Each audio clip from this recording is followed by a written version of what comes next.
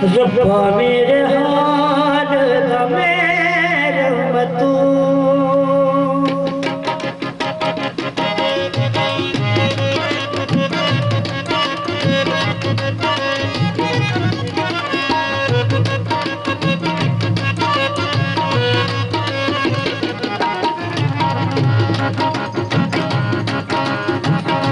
रब्बा मेरे हाल दा मेरे मतू रब्बा मेरे हाल दा मेरे मतू अंदर भी तू बाहर भी तू अंदर भी तू बाहर भी तू रब्बा मेरे हाल दा मेरे मतू रब्बा मेरे हाल दा मेरे तू तू ही तू तू ही तू तू ही तू तू ही तू तू ही तू तू ही तू।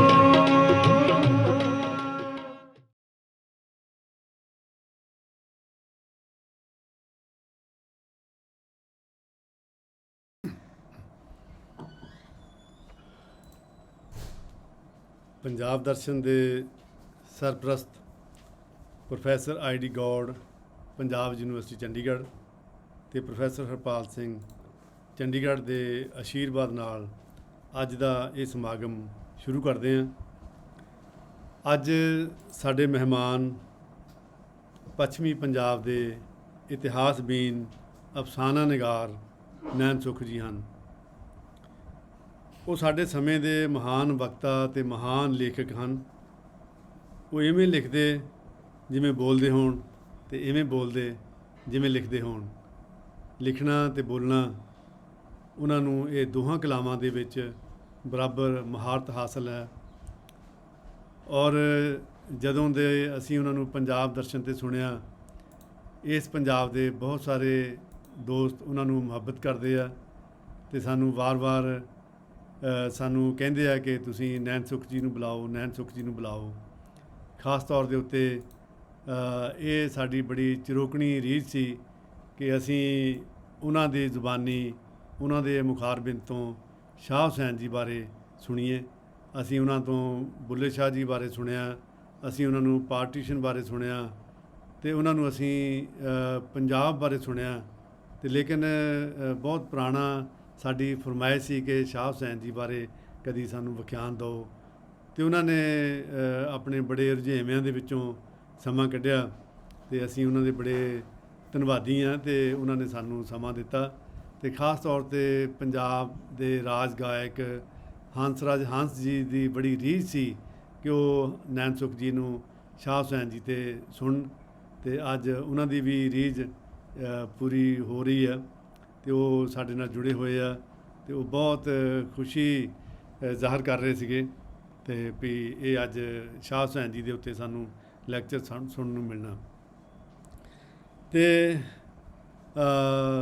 ਸ਼ਾਹ ਹੁਸੈਨ ਜੀ ਬਾਰੇ ਅਤੇ ਉਹੀ ਦੱਸਣਗੇ, ਲੇਕਿਨ ਇਹ ਹੈ ਕਿ ਜਦੋਂ ਅਸੀਂ ਸ਼ਾਹ ਹੁਸੈਨ ਜੀ ਦੀਆਂ ਕਾਫੀਆਂ ਸੁਣਦੇ ਹਾਂ ਅਤੇ ਸਾਡੇ ਮਨਾਂ ਦੇ ਵਿੱਚ ਇੱਕ ਨਿਰਮਾਣਤਾ ਪੈਦਾ ਹੁੰਦੀ ਹੈ, ਸਾਡੇ ਅੰਦਰ ਇੱਕ ਸੰਜੀਦਗੀ ਪੈਦਾ ਹੁੰਦੀ ਹੈ, ਸਾਡੇ ਅੰਦਰ ਇੱਕ ਜ਼ਿੰਦਗੀ ਦੀ ਧੜਕਣ ਪੈਦਾ ਹੁੰਦੀ ਹੈ ਅਤੇ ਅਸੀਂ ਜ਼ਿੰਦਗੀ ਦੇ ਹੋਰ ਨੇੜੇ ਹੋ ਜਾਂਦੇ ਹਾਂ। ਅਤੇ ਖਾਸ ਤੌਰ 'ਤੇ ਜਦੋਂ ਗੱਲਬਾਤ ਸ਼ਾਹ ਹੁਸੈਨ ਜੀ ਬਾਰੇ ਹੋ ਰਹੀ ਹੋਵੇ ਅਤੇ ਉਹ ਨੈਣ ਸੁੱਖ ਜੀ ਕਰ ਰਹੇ ਹੋਣ ਅਤੇ ਸੋਨੇ 'ਤੇ ਸੁਹਾਗੇ ਵਾਲੀ ਗੱਲ ਹੋ ਜਾਂਦੀ ਹੈ। ਜਿਵੇਂ ਇੱਕ ਦਰਵੇਸ਼, ਇੱਕ ਫਕੀਰ ਦੂਸਰੇ ਦਰਵੇਸ਼, ਦੂਸਰੇ ਫਕੀਰ ਬਾਰੇ ਗੱਲ ਕਰ ਰਿਹਾ ਹੋਵੇ ਅਤੇ ਸਾਡੀ ਅੱਜ ਰੂਹ ਪਹਿਲਾਂ ਹੀ ਬੜੀ ਗਦਗਦ ਹੋਈ ਆ ਕਿ ਅਸੀਂ ਅੱਜ ਉਹਨਾਂ ਦੇ ਰੂਬਰੂ ਹਾਂ, ਉਹਨਾਂ ਦੇ ਅੱਜ ਅਸੀਂ ਸਨਮੁਖ ਹਾਂ। ਅਤੇ ਮੈਂ ਜ਼ਿਆਦਾ ਗੱਲਾਂ ਨਹੀਂ ਕਰਨੀਆਂ ਚਾਹੁੰਦਾ ਕਿਉਂਕਿ ਸਾਰਿਆਂ ਦੀ ਇੱਛਾ ਕਿ ਅਸੀਂ ਵੱਧ ਤੋਂ ਵੱਧ ਨੈਣ ਸੁੱਖ ਜੀ ਨੂੰ ਸੁਣੀਏ। ਮੈਂ ਇੰਨਾ ਕੁ ਜ਼ਰੂਰ ਕਹੂੰਗਾ ਕਿ ਅੱਜ ਦਾ ਇਹ ਲੈਕਚਰ ਅਸੀਂ ਜਿਸ ਸ਼ਖਸੀਅਤ ਨੂੰ ਡੈਡੀਕੇਟ ਕਰ ਰਹੇ ਹਾਂ, ਉਹ ਸ਼ਖਸੀਅਤ ਵੀ ਪੰਜਾਬ ਦੀ ਬੜੀ ਮਾਇਆਨਾਜ਼ ਹਸਤੀ ਆ। ਉਹ ਹੈਗੇ ਜਨਾਬ ਨਜਮ ਹੁਸੈਨ ਸੈਯਦ ਜੀ। ਉਹਨਾਂ ਦਾ ਜਨਮ ਪੰਜਾਬ ਦੇ ਬਟਾਲੇ ਵਿੱਚ ਹੋਇਆ ਅਤੇ 1936 ਦੇ ਵਿੱਚ, ਅਤੇ ਉਹ ਸਾਹਿਤ ਦੀ ਬਹੁਤ ਵੱਡੀ ਹਸਤੀ ਮੰਨੇ ਜਾਂਦੇ ਆ। ਔਰ ਉਹਨਾਂ ਦੀ ਇੱਕ ਖੂਬੀ ਹੈ ਕਿ ਉਹ ਇੱਕ ਸ਼ਾਹੀ ਪਰਸਨੈਲਿਟੀ ਦੇ ਤੌਰ 'ਤੇ ਜਾਣੇ ਜਾਂਦੇ ਆ, ਜਿਹੜੇ ਕਦੀ ਵੀ ਰੇਡੀਓ ਟੀਵੀ ਦੇ ਉੱਤੇ ਇੰਟਰਵਿਊ ਨਹੀਂ ਦਿੰਦੇ, ਔਰ ਖ਼ਾਸ ਗੱਲ ਕਿ ਉਹ ਲਾਹੌਰ ਤੋਂ ਬਾਹਰ ਨਹੀਂ ਜਾਂਦੇ, ਔਰ ਉਹਨਾਂ ਨੇ ਘਰ ਦੇ ਵਿੱਚ ਹੀ ਆਪਣੇ ਇੱਕ ਪਰੰਪਰਾ ਬਣਾਈ ਹੋਈ ਆ ਕਿ ਉਹ ਅਕਸਰ ਘਰ ਦੇ ਵਿੱਚ ਗੋਸ਼ਟੀ ਕਰਦੇ ਆ, ਉਹ ਬੈਠਕ ਕਰਦੇ ਆ, ਸੰਗਤ ਕਰਦੇ ਆ, ਲੋਕ ਉਹਨਾਂ ਕੋਲ ਜਾਂਦੇ ਆ, ਉਹਨਾਂ ਦੀ ਸੰਗਤ ਮਾਣਦੇ ਆ, ਉਹਨਾਂ ਕੋਲ ਗੱਲਾਂ ਸੁਣਦੇ ਆ, ਅਤੇ ਗਿਆਨ ਗੋਸ਼ਟੀ ਉਹਨਾਂ ਦੇ ਘਰ ਹੁੰਦੀ ਆ। ਅਤੇ ਅੱਜ ਅਸੀਂ ਉਸ ਮਾਇਆਨਾਜ਼ ਮਹਾਨ ਹਸਤੀ ਨਜਮ ਹੁਸੈਨ ਸਈਦ ਜੀ ਨੂੰ ਉਹਨਾਂ ਦਾ ਇਹ ਵਿਖਿਆਨ ਨੈਣ ਸੁਖ ਜੀ ਦਾ ਡੈਡੀਕੇਟ ਕਰ ਰਹੇ ਹਾਂ। ਸਾਨੂੰ ਇਸ ਗੱਲ ਦੀ ਬਹੁਤ ਖੁਸ਼ੀ ਆ। ਇੱਕ ਖਾਸ ਗੱਲ ਇਹ ਕਿ ਪੰਜਾਬ ਦਰਸ਼ਨ ਦੇ ਸਰੋਤੇ ਭਲੀ ਭਾਂਤ ਜਾਣਦੇ ਆ ਕਿ ਅਸੀਂ ਟਾਈਮ ਦੇ ਪਾਬੰਦ ਹਾਂ ਸ਼ੁਰੂ ਕਰਨ ਲਈ, ਲੇਕਿਨ ਸਾਡੇ ਪ੍ਰੋਗਰਾਮਾਂ ਦੀ ਸਮਾਪਤੀ ਦਾ ਕੋਈ ਤੈਅ ਸਮਾਂ ਨਹੀਂ ਹੁੰਦਾ ਹੈ, ਅਤੇ ਅਸੀਂ ਨੈਣ ਸੁਖ ਜੀ ਦੀ ਉਹਨਾਂ ਦੀ ਸੰਗਤ ਵਿੱਚ ਅਸੀਂ ਬੈਠ ਜਾਣਾ ਅਤੇ ਉਹਨਾਂ ਨੂੰ ਸੁਣਨਾ, ਅਤੇ ਅਸੀਂ ਕਲੌਕ ਪਾਸੇ ਕਰ ਦਿੰਦੇ ਹਾਂ। ਅਤੇ ਮੈਂ ਨੈਣ ਸੁਖ ਜੀ ਨੂੰ ਵੀ ਬੇਨਤੀ ਕਰੂੰਗਾ ਕਿ ਉਹ ਆਪਣੇ ਸਾਹਮਣੇ ਕਲੌਕ ਨਾ ਰੱਖਣ, ਅਤੇ ਜਿਹੜੇ ਪੰਜਾਬ ਦਰਸ਼ਨ ਦੇ ਸਰੋਤੇ ਉਹਨਾਂ ਦੀ ਵੀ ਇਹ ਆਦਤ ਬਣ ਚੁੱਕੀ ਆ ਕਿ ਉਹ ਜਦੋਂ ਸੁਣਦੇ ਆ ਅਤੇ ਉਹ ਘੜੀ ਵੱਲ ਨਹੀਂ ਦੇਖਦੇ।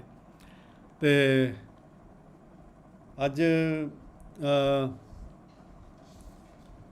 ਮੇਰੇ ਮਨ ਵਿੱਚ ਬਹੁਤ ਸਾਰੀਆਂ ਗੱਲਾਂ ਆ ਰਹੀਆਂ ਸ਼ਾਹ ਹੁਸੈਨ ਜੀ ਦੇ ਬਾਰੇ, ਉਹਨਾਂ ਦੀ ਕਾਫੀਆਂ ਮਾਏ ਨੀ ਮੈਂ ਕਿਹਨੂੰ ਆਖਾਂ, ਮਾਏ ਮੈਨੂੰ ਖੇੜਿਆਂ ਦੀ ਗੱਲ ਨਾ ਆਖ, ਰਾਂਝਾ ਮੇਰਾ ਮੈਂ ਰਾਂਝੇ ਦੀ ਖੇੜਿਆਂ ਨੂੰ ਕੂੜੀ ਝਾਕ, ਲੋਕ ਜਾਣੇ ਹੀਰ ਕਮਲੀ ਹੋਈ ਹੀਰ ਦਾ ਵਰ ਚਾਕ, ਅਤੇ ਰੱਬਾ ਮੇਰੇ ਹਾਲ ਦਾ ਮਹਿਰਮ ਤੂੰ ਕਹਿ ਹੁਸੈਨ ਫਕੀਰ ਸਾਈਂ ਦਾ।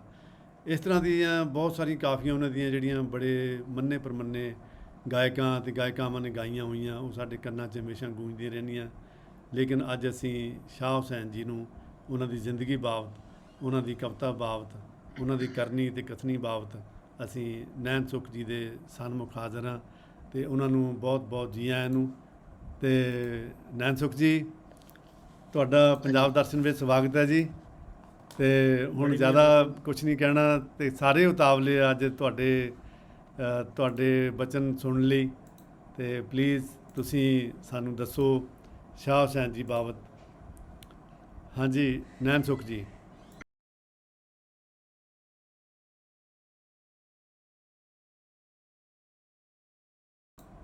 ਅੰਦਰ ਤੂੰ ਹੈ ਬਾਹਰ ਤੂੰ ਹੈ, ਰੋਮ ਰੋਮ ਵਿੱਚ ਤੂੰ ਹੈ ਤਾਣਾ ਤੂੰ ਹੈ ਬਾਣਾ, ਸਭ ਕੁਝ ਮੇਰਾ ਤੂੰ। ਕਹੇ ਹੁਸੈਨ ਫਕੀਰ ਨਿਮਾਣਾ, ਮੈਂ ਨਹੀਂ ਸਭ ਤੂੰ।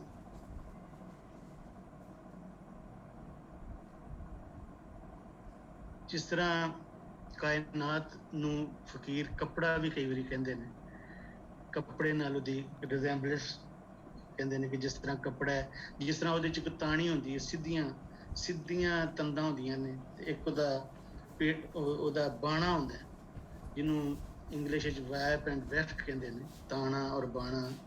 ਅੰਦਰ ਵੀ ਤੂੰ ਹੈ ਬਾਹਰ ਵੀ ਤੂੰ ਹੈ, ਮੇਰਾ ਤਾਣਾ ਬਾਣਾ। ਔਰ ਕਹੇ ਹੁਸੈਨ ਫਕੀਰ ਨਿਮਾਣਾ, ਮੈਂ ਨਹੀਂ ਸਭ ਤੂੰ। ਜਦੋਂ ਤੁਹਾਡਾ ਕੋਈ ਨਹੀਂ ਹੁੰਦਾ ਤੇ ਉਸ ਵੇਲੇ ਤੁਹਾਡਾ ਸਹਾਰਾ ਤੁਹਾਡਾ ਰੱਬ ਹੁੰਦਾ ਹੈ। ਇਹ ਗੱਲ ਹੈ ਮੰਨਣ ਦੀ, ਈਮਾਨ ਦੀ। ਪਰ ਫਕੀਰ ਇਸ ਤੋਂ ਵੀ ਇੱਕ ਸਟੈਪ ਅੱਗੇ ਜਾਂਦਾ ਹੈ। ਉਹ ਰੱਬ ਨੂੰ ਮੰਨਣ ਦੀ ਗੱਲ ਨਹੀਂ, ਉਹ ਰੱਬ ਨਾਲ ਇਸ਼ਕ ਕਰਨ ਦੀ ਗੱਲ ਕਰਦਾ ਹੈ। ਈਮਾਨ ਸਲਾਮਤ ਹਰ ਕੋਈ ਮੰਗੇ, ਇਸ਼ਕ ਸਲਾਮਤ ਕੋਈ। ਫਕੀਰ ਜਿਹੜਾ ਹੈ ਉਹ ਰੱਬ ਨਾਲ ਇਸ਼ਕ ਕਰਦਾ ਹੈ। ਮੰਨਣ ਵਾਲਿਆਂ ਦਾ ਤੇ ਇੱਕ ਮਤਲਬ ਹੁੰਦਾ ਹੈ, ਇੱਕ ਲਾਲਚ ਹੁੰਦਾ ਹੈ ਕਿ ਮਰਾਂਗੇ ਤੇ ਸਾਨੂੰ ਜੰਨਤ ਮਿਲੇਗੀ, ਅਸੀਂ ਦੋਜ਼ਖ ਤੋਂ ਬਚ ਜਾਵਾਂਗੇ। ਪਰ ਫਕੀਰ ਨੂੰ ਜੰਨਤ ਦੋਜ਼ਖ ਦੀ ਕੋਈ, ਨਾ ਜੰਨਤ ਦਾ ਲਾਲਚ ਹੁੰਦਾ ਹੈ, ਨਾ ਦੋਜ਼ਖ ਦਾ ਕੋਈ ਡਰ ਹੁੰਦਾ ਹੈ। ਉਹ ਰੱਬ ਨਾਲ ਇਸ਼ਕ ਕਰਦਾ ਹੈ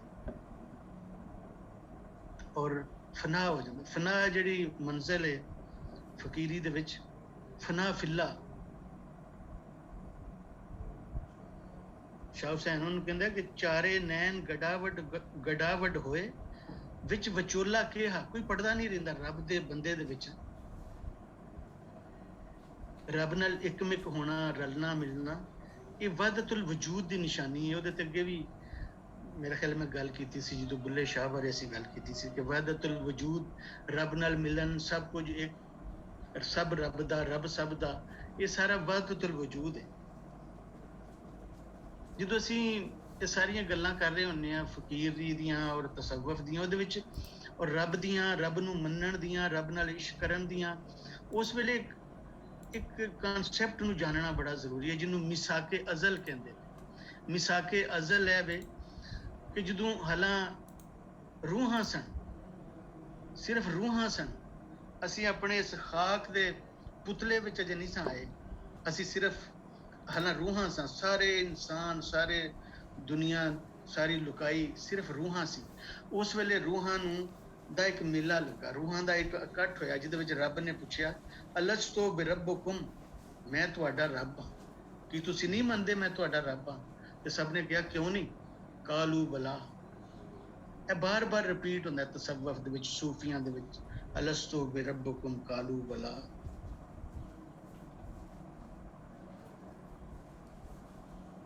ਤੇ ਉਹ ਫਕੀਰਾਂ ਨੂੰ ਉਹੀ ਯਾਦ ਹੈ ਜਿਹੜਾ ਉਹ ਵਚਨ, ਜਿਹੜਾ ਕੀ ਕਹਿੰਦੇ ਨੇ ਕਿ ਇੱਕ ਚਾਰਟਰ ਜਿਹੜਾ ਹੋਇਆ ਸੀ ਰੂਹਾਂ ਦਾ ਬੰਦੇ ਰੱਬ ਦੇ ਨਾਲ, ਜਿਹਨੂੰ ਮਿਸਾਕੇ ਅਜ਼ਲ ਜਾਂ ਤੁਸੀਂ ਵਚਨ ਕਹਿ ਲਓ।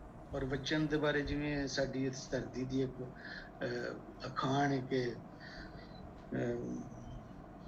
ਪ੍ਰਾਣ ਜਾਏ ਪਰ ਵਚਨ ਨਾ ਜਾਏ, ਵਚਨ ਨੂੰ ਛੱਡਣਾ ਬੰਦਿਆਈ ਨਹੀਂ ਹੁੰਦੀ। ਪਰ ਫਕੀਰੀ ਦਾ ਜਿਹੜਾ ਪਹਿਲਾ ਸਬਕ ਹੈ, ਮਨ ਆਰਫਾ ਨਫਸਹੂ ਫਕਦ ਆਰਫਾ ਰੱਬਹੂ, ਜਿਹਨੂੰ ਸ਼ਾਹ ਹੁਸੈਨ ਇੰਝ ਆਖਦਾ ਕਿ ਜੇ ਤੈਂ ਆਪਣਾ ਆਪ ਪਛਾਤਾ ਸਾਈਂ ਦਾ ਮਿਲਨ ਆਸਾਨ। ਜੇ ਬੰਦਾ ਆਪਣੇ ਆਪ ਨੂੰ ਪਛਾਣ ਲਵੇ ਤੇ ਉਹ ਰੱਬ ਨੂੰ ਪਛਾਣ ਲੈਂਦਾ। ਜਿਹੜਾ ਫਕੀਰ ਦਾ ਗਿਆਨ ਧਿਆਨ ਹੈ ਉਹਦੀਆਂ ਤਿੰਨ ਪੋਥੀਆਂ ਨੇ ਜਾਂ ਤਿੰਨ ਪਰਤਾਂ ਕਹਿ ਲਓ, ਰੱਬ, ਬੰਦਾ, ਕੁਦਰਤ। ਤਸੱਵੁਫ ਵਿੱਚ ਉਹਨੂੰ ਤਸ਼ਕੀਕ ਔਰ ਇਸਤਿਫਹਾਮ ਆਖਿਆ ਜਾਂਦਾ ਹੈ। ਤਸ਼ਕੀਕ ਹੁੰਦਾ ਸਕੈਪਟਿਸਿਜ਼ਮ, ਸ਼ੱਕ, ਵੇਖਣਾ ਕਿਸੇ ਸ਼ੈ ਨੂੰ ਸਮਝਣ ਵਾਸਤੇ। ਇੱਕ ਹੁੰਦਾ ਨਾ ਕਿਸੇ ਦੇ ਸ਼ੱਕ ਕਰਨਾ, ਇੱਕ ਨੈਗੇਟਿਵ ਚੀਜ਼ ਹੁੰਦੀ, ਇੱਕ ਪੋਜ਼ਿਟਿਵ ਹੁੰਦੀ ਹੈ ਤਸ਼ਕੀਕ, ਕਿਸੇ ਨੂੰ ਸਮਝਣ ਵਾਸਤੇ ਜਿਹੜਾ ਤਸ਼ਕੀਕ ਹੁੰਦੀ ਹੈ। ਫਿਰ ਇਸਤਿਫਹਾਮ ਅੰਡਰਸਟੈਂਡਿੰਗ, ਕਿ ਪਹਿਲਾਂ ਸਕੈਪਟਿਸਿਜ਼ਮ ਹੁੰਦਾ ਹੈ ਫਿਰ ਉਹਦੀ ਅੰਡਰਸਟੈਂਡਿੰਗ ਹੁੰਦੀ ਹੈ। ਇਹ ਫਕੀਰਾਂ ਦੇ ਵਿੱਚ ਇਹਨੂੰ ਜ਼ਰੂਰੀ ਇੱਕ ਮੰਜ਼ਿਲ ਹੈ, ਜਿਹੜੀਆਂ ਸਲੂਕ ਦੀਆਂ ਮੰਜ਼ਿਲਾਂ ਨੇ, ਜਿਹੜੀਆਂ ਮਾਰਫਤ ਦੀਆਂ ਮੰਜ਼ਿਲਾਂ ਨੇ, ਉਹਦੇ ਵਿੱਚ ਇੱਕ ਮੰਜ਼ਿਲ ਹੈ ਤਸ਼ਕੀਕ ਦੀ, ਇਸਤਿਫਹਾਮ, ਤਸ਼ਕੀਕੋ ਇਸਤਿਫਹਾਮ ਹੁੰਦੇ। ਜਦੋਂ ਫਕੀਰ ਕੁਦਰਤ ਦਾ ਖਿਲਾਰ, ਜਿਹੜਾ ਕੁਦਰਤ ਦਾ ਖਿਲਾਰਾ ਹੈ, ਜਿਹੜਾ ਸਾਰਾ ਪਸਾਰਾ ਹੈ, ਜਦੋਂ ਉਹਦਾ ਵੇਰਵਾ ਕਰਦੇ ਨੇ ਔਰ ਉਹਦੇ 'ਚ ਜਿਹੜੀ ਉਹ ਕਾਸਮੋਸ ਹੈ, ਜਿਹੜੀ ਹੈ ਜਿਹੜਾ ਸੋਲਰ ਸਿਸਟਮ ਹੈ, ਪਲੈਨੇਟਰੀ ਸਿਸਟਮ ਹੈ, ਜਿਹੜੀ ਕੁੱਲ ਕਾਇਨਾਤ ਹੈ, ਜਦੋਂ ਇਹਨੂੰ ਵੇਖਦੇ। ਇੱਕ ਹੋਰ ਮੈਂ ਲਫ਼ਜ਼ ਬੋਲਾਂ, ਕਸ਼ਫ। ਫਕੀਰਾਂ ਨੂੰ ਕਸ਼ਫ, ਫਕੀਰਾਂ ਦੀ ਜਿਹੜਾ ਵੇਖਣ ਉਹਦੇ 'ਚ ਉਹਨੂੰ ਕਹਿੰਦੇ ਨੇ ਕਸ਼ਫੀ ਨਿਗਾਹ, ਜੋ ਓਲੇ ਹੁੰਦਾ ਹੈ, ਜੋ ਸਾਹਮਣੇ ਨਹੀਂ ਦਿਸ ਰਿਹਾ ਹੁੰਦਾ, ਫਕੀਰ ਉਹ ਵੇਖ ਰਿਹਾ ਹੁੰਦਾ। ਤੇ ਜਦੋਂ ਇਹ ਸਾਰੀ ਕੁੱਲ ਕਾਇਨਾਤ ਨੂੰ ਵੇਖਦਾ ਹੈ, ਉਹਦੇ ਪਲੈਨੇਟਰੀ ਸਿਸਟਮ ਜਿਹੜੇ ਪਤਾ ਨਹੀਂ ਕਿੰਨੇ ਨੇ, ਉਸ ਵੇਲੇ ਉਹਨੂੰ ਪਤਾ ਲੱਗਦਾ ਕਿ ਬੰਦਾ ਕੀ ਹੈ। ਬੰਦਾ ਇੱਕ ਨਿੱਕੇ ਤੋਂ ਨਿੱਕਾ ਇੱਕ ਜ਼ਰਾ ਵੀ ਨਹੀਂ ਉਹਦੇ ਵਿੱਚ। ਅਗਰ ਤੁਸੀਂ ਉਹ ਸਾਰੇ ਪਲੈਨੇਟਰੀ ਸਿਸਟਮਸ ਨੂੰ ਦੇਖੋ, ਉਹ ਸਾਰੇ ਸੋਲਰ ਸਿਸਟਮ, ਉਹ ਸਾਰਾ ਜਿਹੜਾ ਇੱਕ ਕੋਸਮੋਸ ਹੈ, ਜਿਹੜੀ ਕੁੱਲ ਕਾਇਨਾਤ ਹੈ, ਉਹਦੇ ਵਿੱਚ ਬੰਦੇ ਦੀ ਜਿਹੜੀ ਹਸਤੀ ਹੈ ਉਹ ਕੀ ਹੈ? ਬਿਲਕੁਲ ਇੱਕ ਕਤਰਾ। ਸ਼ਾਹ ਹੁਸੈਨ ਕਹਿੰਦੇ ਦੁਨੀਆ ਦੇ ਵਿੱਚ ਫੁੱਲ ਅਜਾਇਬ, ਤੂੰ ਵੀ ਇੱਕ ਗੰਦੋਲੀ, ਕਹਿ ਬਾਗ ਦੀ ਮੂਲੀ ਹੁਸੈਨਾ, ਕਹਿ ਬਾਗ ਦੀ ਮੂਲੀ। ਤੂੰ ਕੀ ਹੈ? ਤੂੰ ਕੁਝ ਵੀ ਨਹੀਂ। ਨਿਮਾਣਤਾ, ਆਪਣੇ ਆਪ ਨੂੰ ਨਿਮਾਣਾ ਕਹਿਣਾ, ਆਜਜ਼ੀ ਨੂੰ ਇੰਨਾ ਜ਼ਿਆਦਾ ਪ੍ਰਚਾਰਨਾ, ਇਹਦੇ ਵਾਸਤੇ ਜ਼ਰੂਰੀ ਹੈ ਤੁਸੀਂ ਇਹ ਸਮਝੋ ਕਿ ਸ਼ਾਹ ਹੁਸੈਨ ਉਸ ਵੇਲੇ ਹੋਇਆ ਜਦੋਂ ਅਕਬਰ ਬਾਦਸ਼ਾਹ ਦਾ ਰਾਜ ਸੀ। ਲਾਹੌਰ ਜਿਹੜਾ ਹੈ ਉਸ ਵੇਲੇ ਉਹ ਪੂਰੇ ਹਿੰਦੁਸਤਾਨ ਦੀ ਰਾਜਧਾਨੀ ਸੀ 15 ਸਾਲ। ਇਹ ਉਸ ਵੇਲੇ ਦੀਆਂ ਗੱਲਾਂ ਨੇ। ਤੇ ਜਦੋਂ ਉਹ ਜਿਹੜਾ ਬਾਦਸ਼ਾਹ ਹੈ ਉਹ ਆਪਣੇ ਆਪ ਨੂੰ ਜ਼ਿਲੇ ਇਲਾਹੀ ਰੱਬ ਕਹਿ ਰਿਹਾ ਆਪਣੇ ਆਪ, ਔਰ ਉਹਦੇ ਜਿਹੜੇ 9 ਰਤਨ ਨੇ, ਔਰ ਜਿਹੜੇ ਫਿਰ ਉਹਦੇ ਅੱਗੇ ਉਹ 10,000 ਤੇ 5,000 ਜਿਹੜੇ ਉਹ ਰਈਸ ਬਣ ਰਹੇ ਨੇ, ਔਰ ਜਿਹੜੇ ਕੋਠੀਦਾਰ ਨੇ ਅੰਨ ਇਕੱਠਾ ਕਰ ਕਰਕੇ ਆਪਣੀਆਂ ਜਿੰਨਾ ਕੋਠੀਆਂ ਭਰ ਲਈਆਂ ਨੇ, ਉਹ ਸਾਰਿਆਂ ਨੂੰ ਜਦੋਂ ਵੇਖ ਰਿਹਾ ਸ਼ਾਹ ਹੁਸੈਨ, ਤੇ ਉਸ ਵੇਲੇ ਫਿਰ ਉਹ ਕਹਿ ਰਿਹਾ ਨਿਮਾਣ ਕਿ ਬੰਦਾ ਜਿਹੜਾ ਨਿਮਾਣਾ ਹੈ, ਬੰਦਾ ਕਿੰਨਾ ਨਿਮਾਣਾ ਹੈ। ਔਰ ਉਹ ਨਿਮਾਣਾ ਕਹਿਣਾ ਚਾਹੁੰਦਾ ਲੋਕਾਂ ਨੂੰ ਕਿ ਤੁਸੀਂ ਨਿਮਾਣੇ ਹੋ। ਇਹ ਤੁਹਾਡੀ ਫਿੱਟ, ਤੁਹਾਡੀ ਇੱਕ ਆਕੜ, ਤੁਹਾਡਾ ਰੱਜ, ਇਹ ਠੀਕ ਨਹੀਂ। ਇਹ ਇਨਸਾਨ ਦੁਸ਼ਮਣੀ ਹੈ। ਕੁਝ ਲੋਕ ਰੱਬ ਬਣ ਜਾਣ, ਇਸ ਵਾਸਤੇ ਉਹ ਆਜਜ਼ੀ ਦਾ ਔਰ ਆਪਣੇ ਆਪ ਨੂੰ ਥਾਂ ਥਾਂ ਤੇ ਨਿਮਾਣਾ ਆਖਣ। ਫਕੀਰ ਵੀ ਨਿਮਾਣਾ, ਫਕੀਰ ਤੇ ਹੁੰਦਾ ਹੀ ਨਿਮਾਣਾ, ਫਿਰ ਵੀ ਆਪਣੇ ਆਪ ਨੂੰ ਨਿਮਾਣਾ ਕਹਿਣਾ। ਫਕੀਰੀ ਜਿੱਥੇ ਆਜਜ਼ੀ ਦਾ ਬਿਆਨ ਹੈ, ਉੱਥੇ ਉਹ ਇਸ਼ਕ ਦਾ ਇਜ਼ਹਾਰ ਵੀ ਹੈ। ਪਿੱਪਲ ਪੱਤ ਚੁਣੇਂਦੀ ਵੱਤਾਂ, ਲੋਕ ਜਾਣੇ ਦੀਵਾਨੀ, ਗਹਿਲਾ ਲੋਕ ਨਾ ਹਾਲ ਦਾ ਮਹਿਰਮ, ਮੈਨੂੰ ਬਿਰਹੋਂ ਲਗਾਈ ਕਾਨੀ। ਲੋਕਾਂ ਸੁਣਿਆ ਦੇਸਾਂ ਸੁਣਿਆ, ਹੀਰ ਬਿਰਾਗਨ ਹੋਈ, ਇੱਕ ਸੁਣਿੰਦਾ ਲੱਖ ਸੁਣੇ, ਮੇਰਾ ਕਹਾਂ ਕਰੇਗਾ ਕੋਈ। ਇਹ ਐਲਾਨੀਆ ਬਗਾਵਤ ਇੱਕ ਪਾਗਲਪਨ ਹੈ। ਪਰ ਇਹਦਾ ਮਤਲਬ ਇਹ ਨਹੀਂ ਕਿ ਤੁਸੀਂ ਕਿਸੇ ਸ਼ੁਦਾਈ ਨੂੰ ਫਕੀਰੀ ਦੀ ਗੱਦੀ ਤੇ ਬਿਠਾ ਕੇ ਅੱਗੇ ਕਵਾਲੀਆਂ ਕਰੋ।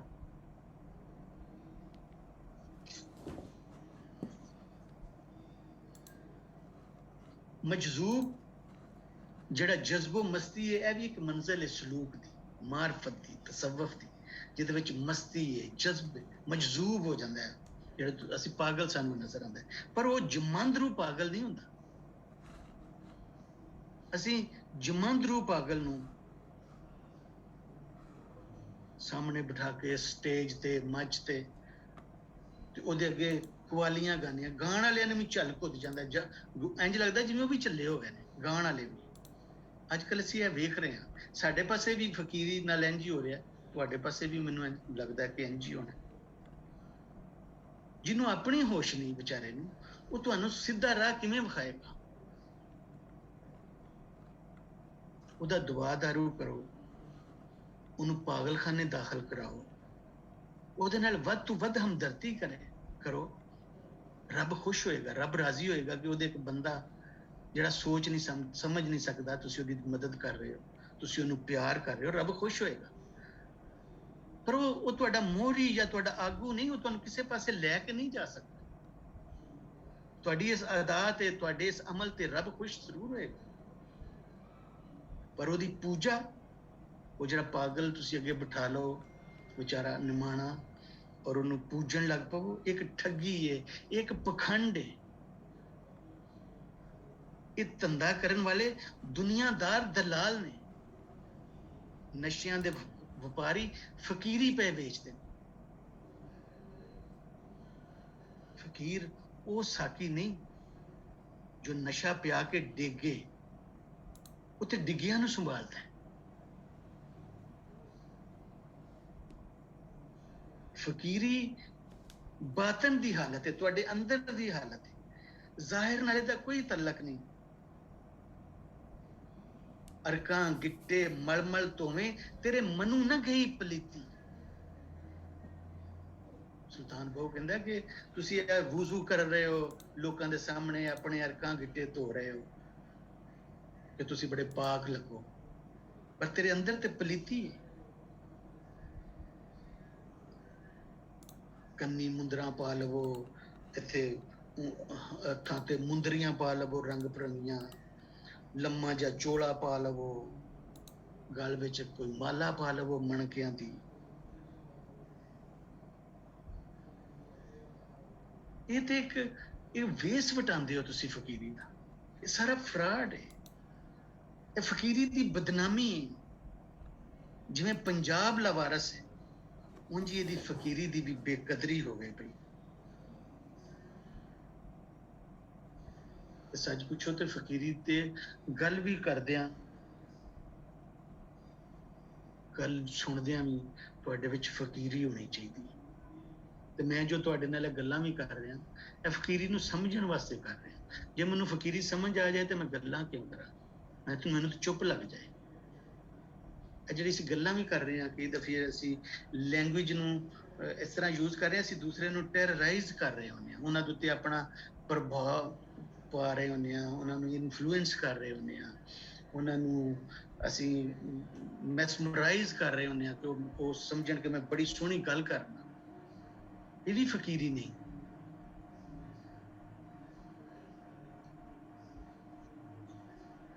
ਫਕੀਰੀ ਦਾ ਰੁਤਬਾ ਬਹੁਤ ਉੱਚਾ ਹੈ।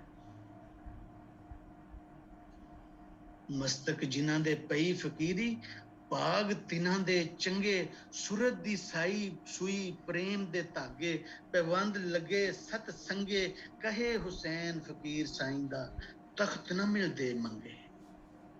ਫਕੀਰ ਕੋਈ ਜਮਾਂਦਰੂ ਪਾਗਲ ਨਹੀਂ ਹੋ ਸਕਦਾ। ਸੂਰਤ ਦੀ ਸੂਈ, ਪ੍ਰੇਮ ਦੇ ਧਾਗੇ, ਔਰ ਫਿਰ ਇਹ ਤਖਤ ਜਿਹੜਾ ਫਕੀਰੀ ਦਾ ਤਖਤ ਹੈ, ਜਿਹੜੀ ਤੁਸੀਂ ਗੱਦੀ ਦੇ ਉੱਤੇ, ਇਹ ਕੋਈ ਇੰਜ ਮੰਗਿਆ ਨਹੀਂ ਮਿਲਦੀ, ਕਮਾਣੀ ਪੈਂਦੀ। ਮੇਰੇ ਗੋਡੇ ਹੇਠ ਪਰੋਟੜਾ, ਮੈਂ ਕਤਨੀ ਹਾਂ ਚਾਈ ਚਾਈ, ਤਨ ਤੰਬੂਰ ਰਗਾਂ ਦੀਆਂ ਤਾਰਾਂ, ਜਪਨੀ ਹਾਂ ਸਾਈਂ ਸਾਈਂ। ਇੱਕ ਤਾਂ ਸ਼ਾਹ ਹੁਸੈਨ ਕਹਿੰਦੇ ਨੇ ਕਿ ਧਿਆਨ ਦੀ ਛਜਲੀ, ਗਿਆਨ ਦਾ ਝਾੜੂ, ਕਾਮ ਕ੍ਰੋਧ ਨਿਤ ਝਾੜਦੀ, ਮੈਂ ਚੂੜੀ ਹਾਂ ਦਰਬਾਰ ਦੀ। ਇਹ ਜਿਹੜਾ ਪੈਸਾ ਕਮਾਣਾ ਹੈ ਫਕੀਰੀ ਤੋਂ, ਇਹ ਪੀਰ ਬਣੇ ਨੇ ਬੜੇ ਬੜੇ ਵੱਡੇ, ਬੜੀਆਂ ਬੜੀਆਂ ਵੱਡੀਆਂ ਪੱਗਾਂ, ਬੜੀਆਂ ਬੜੀਆਂ ਲੰਮੀਆਂ ਕਾਰਾਂ ਦੇ ਵਿੱਚ ਬਹਿ ਕੇ ਕਰਾਮਤਾਂ। ਕਰਾਮਤ ਕੋਈ ਫਕੀਰੀ ਦੀ ਸ਼ਰਤ ਨਹੀਂ ਕਿ ਉਹ ਕੋਈ ਮਿਰਕਲ ਵਿਖਾਏ, ਨਹੀਂ। ਸ਼ਾਹ ਹੁਸੈਨ ਦਾ ਕਲਾਮ ਹੀ ਉਹਦਾ ਮਿਰਕਲ ਹੈ। ਜ਼ਰੂਰੀ ਨਹੀਂ ਕਿ ਉਹ ਕੁਝ ਉੱਡਣ ਲੱਗ ਪਵੇ, ਉਹ ਹੋਰ ਗੱਲਾਂ ਨੇ।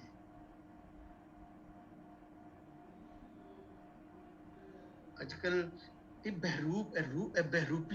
ਬਹਿਰੂਪੀਏ ਨੇ, ਪੀਰ ਫਕੀਰ ਜੋ ਕੁਝ ਅਸੀਂ ਵੇਖਦੇ ਹਾਂ। ਲੋਕ ਉਹਨਾਂ ਕੋਲ ਜਾ ਰਹੇ ਨੇ, ਵਿਚਾਰੇ ਨਿਮਾਣੇ, ਜਿਨ੍ਹਾਂ ਦਾ ਕੋਈ ਆਸਰਾ ਨਹੀਂ, ਉਹਨਾਂ ਦੀਆਂ ਕਮਾਈਆਂ ਉਹਨਾਂ ਦੇ ਉੱਤੇ ਵਿਚਾਰੇ ਜਾ ਕੇ ਲਾ ਰਹੇ ਨੇ, ਉਹਨਾਂ ਨੂੰ ਖੁਸ਼ ਕਰ ਰਹੇ ਨੇ, ਉਹਨਾਂ ਦੇ ਪੈਰਾਂ ਨੂੰ ਹੱਥ ਲਾ ਰਹੇ ਨੇ, ਉਹਨਾਂ ਨੂੰ ਚੁੰਮ ਰਹੇ ਨੇ। ਸਾਰਾ ਫਰਾਡ ਹੈ, ਫਕੀਰੀ ਹੈ ਨਹੀਂ। ਨਾ ਫਕੀਰੀ ਹੈ ਵੇ, ਨਾ ਮਰੀਦ ਇੰਜ ਹੋਈਦਾ ਹੈ। ਜਿੰਨਾ ਪਾਕ ਨਿਗਾਹਾਂ ਹੋਈਆਂ, ਕਈ ਨਾ ਜਾਂਦੇ ਠੱਗੇ। ਔਰ ਇਹ ਜਿਹੜਾ ਸਾਰਾ ਕਾਲੇ, ਬਾਬਾ ਫਰੀਦ ਕਹਿੰਦੇ ਨਾ, ਕਾਲੇ ਮੈਂਡੇ ਕੱਪੜੇ, ਕਾਲਾ ਮੈਂਡਾ ਵੇਸ, ਗੁਨਾਹੀ ਭਰਿਆ ਮੈਂ ਫਿਰਾਂ, ਲੋਕ ਕਹਿਣ ਦਰਵੇਸ਼। ਇਹ ਦਰਵੇਸ਼ੀ ਨਹੀਂ ਹੈ, ਮੈਂ ਵੇਸ ਵਟਾਏ ਹੈ। ਫਕੀਰੀ ਕੁਝ ਹੋਰ ਹੈ। ਖੋਜ ਹੈ ਰੱਬ ਦੀ, ਕੁਦਰਤ ਦੀ। ਕੁਦਰਤ ਦੇ ਵਿੱਚ ਇਹ ਦਿਨ ਤੋਂ ਬਾਅਦ ਰਾਤ ਕਿਉਂ ਆ ਗਈ? ਸੂਰਜ ਦਾ ਚੱਲਣਾ, ਚੰਨ, ਤਾਰੇ, ਪਾਣੀ, ਸਮੁੰਦਰ, ਦਰਿਆ, ਪਹਾੜ, ਇਹ ਪੰਛੀ, ਹਵਾਵਾਂ, ਬੱਦਲ, ਇਹਦੇ ਵਿੱਚ ਉਹ ਗੌਰ ਕਰਦੇ ਨੇ, ਸੋਚਦੇ ਨੇ, ਤੇ ਫਿਰ ਆਪਣੇ ਅੰਦਰ ਝਾਤੀ ਪਾਉਂਦੇ ਨੇ। ਜਿਵੇਂ ਕਬੀਰ ਆਖੇ ਨਾ, ਬੰਦੇ ਖੋਜ ਦਿਲ ਹਰ ਰੋਜ਼, ਨਾ ਫਿਰ ਪਰੇਸ਼ਾਨੀ ਮਾਂ। ਫਕੀਰੀ ਨੂੰ ਵੇਖਣ ਦਾ ਇੱਕ ਹੋਰ ਰੰਗ ਵੀ ਹੈ। ਅੱਖੀਂ ਬਾਜੂ ਵੇਖਣਾ, ਵਿਨ ਕੰਨਾਂ ਸੁਣਨਾ, ਪੈਰਾਂ ਬਾਜੂ ਚੱਲਣਾ, ਵਿਨ ਹੱਥਾਂ ਕਰਨਾ, ਜੀਬੇ ਬਾਜੂ ਬੋਲਣਾ, ਇਉਂ ਜੀਵਤ ਮਰਨਾ, ਨਾਨਕ ਹੁਕਮ ਪਛਾਣ ਕੇ ਤੂੰ ਖਸਮੇ ਮਿਲਣਾ। ਮੈਂ ਆਖਿਆ ਸੀ ਨਾ, ਜਿੰਨਾ ਪਾਕ ਨਿਗਾਹਾਂ ਹੋਈਆਂ, ਕਈ ਨਾ ਜਾਂਦੇ ਠੱਗੇ।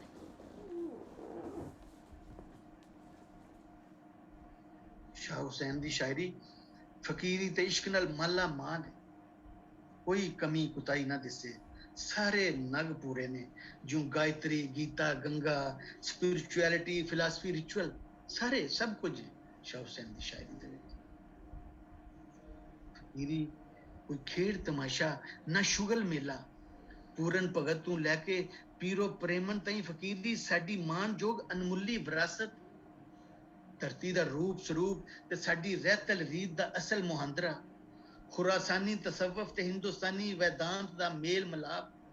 ਫਾਰਸੀ ਰਵਾਇਤ ਤੇ ਪੰਜਾਬੀ ਜੋਗ ਦਾ ਆਪਸੀ ਵਟਾਂਦਰਾ। ਫਕੀਰੀ ਬਾਰੇ ਗੱਲਬਾਤ ਕਰਦਿਆਂ ਲਫ਼ਜ਼ ਫਕੀਰ ਨੂੰ ਸਮਝਣ ਦਾ ਇੱਕ ਢੰਗ ਇਹ ਵੀ ਹੈ ਕਿ ਲਫ਼ਜ਼ ਫਕੀਰ ਦੇ 4 ਹਰਫ, ਜਿਵੇਂ ਤੁਸੀਂ ਸ਼ਬਦ ਕਹਿੰਦੇ ਹੋ, ਅਸੀਂ ਉਹਨੂੰ ਲਫ਼ਜ਼ ਕਹਿੰਦੇ ਹਾਂ। ਫਾਰਸੀ ਦੇ ਵਿੱਚ ਲਫ਼ਜ਼ ਆਖਿਆ ਜਾਂਦਾ ਹੈ, ਔਰ ਤੁਸੀਂ ਅੱਖਰ ਕਹਿੰਦੇ ਹੋ, ਫਾਰਸੀ ਦੇ ਵਿੱਚ ਉਹਨਾਂ ਨੂੰ ਹਰਫ ਆਖਿਆ ਜਾਂਦਾ ਹੈ। ਤੇ ਫਕੀਰ ਜਿਹੜਾ ਉਹਦੇ 4 ਅੱਖਰ ਨੇ, ਫੇ, ਕਾਫ, ਯੇ, ਫੱਫਾ, ਕੱਕਾ, ਯਾ, ਰਾ, ਰਾ। ਤੁਸੀਂ ਉਸ ਤਰ੍ਹਾਂ ਕਹੋਗੇ, ਫੇ, ਕਾਫ, ਰੇ, ਜੇ ਇਹਨੂੰ ਇਹਦੇ ਵਿੱਚੋਂ ਵੀ ਕਈ ਵਾਰੀ ਫਕੀਰੀ ਨੂੰ ਸਮਝਣ ਵਾਸਤੇ ਫਕੀਰ ਦੇ ਲਫ਼ਜ਼ ਨੂੰ ਵੀ ਖੋਲਦੇ ਨੇ। ਫੇ ਫਕਰ ਕਾਫ ਕਨਾਤ ਇਹ ਯਾਦ ਤੇ ਰੇ ਰਿਆਜ਼ਤ, ਇਹ ਚਾਰੇ ਫਕੀਰ ਦੀਆਂ ਸਿਫਤਾਂ ਨੇ। ਫਕਰ ਕੀ ਹੈ? ਦਰਵੇਸ਼ੀ, ਮੁਥਾਜੀ। ਫਕੀਰ ਕੋਲ ਕੁਝ ਨਹੀਂ ਹੁੰਦਾ, ਉਹ ਦਰਵੇਸ਼ ਹੁੰਦਾ ਹੈ, ਕੁਝ ਨਹੀਂ ਹੁੰਦਾ ਉਹਦੇ ਪੱਲੇ। ਉਹ ਕੋਈ ਮੱਲ ਮਾਰ ਨਹੀਂ ਹੁੰਦਾ, ਉਹ ਮੇਰੀ ਨਹੀਂ ਕਰਦਾ। ਮੁਥਾਜੀ ਜਾਂ ਦਰਵੇਸ਼ੀ, ਖਾਸ ਤੌਰ ਤੇ ਜਦੋਂ ਮੈਂ ਮੁਥਾਜੀ ਕਹਿ ਰਿਹਾ, ਜਿਹੜਾ ਤੁਸੀਂ ਗਰੀਬੀ ਕਹਿ ਲਓ, ਇੱਕ ਅਜ਼ਮਾਇਸ਼ ਵੀ ਹੈ ਫਕੀਰ ਦੀ ਵੀ ਤੇ ਉਹਨਾਂ ਦੀ ਜਿਨ੍ਹਾਂ ਦੇ ਘਰ ਦੇ ਬਾਹਰ ਜਦੋਂ ਜਾ ਕੇ ਉਹ ਇਹ ਸਦਾ ਕਰਦਾ ਹੈ ਕੋਈ ਰੱਬ ਦੇ ਨਾਂ ਤੇ ਦੇਣ ਵਾਲਾ। ਇਹ ਸਭ ਦੀ ਅਜ਼ਮਾਇਸ਼ ਹੈ। ਪਤਾ ਲੱਗ ਜਾਂਦਾ ਕਿਹਨੂੰ ਰੱਬ ਯਾਦ ਹੈ। ਰੱਬ ਦਾ ਇੱਕ ਭੁੱਖਾ ਬੰਦਾ ਜਿਹੜਾ ਇਸ ਵੇਲੇ ਮੰਗ ਰਿਹਾ ਹੈ, ਇਸ ਵੇਲੇ ਉਹਨੂੰ ਖਾਣ ਨੂੰ ਕੁਝ ਚਾਹੀਦਾ ਹੈ, ਤੇ ਕੌਣ ਉਹਨੂੰ ਦਿੰਦਾ ਹੈ ਤੇ ਕੌਣ ਨਹੀਂ ਦਿੰਦਾ।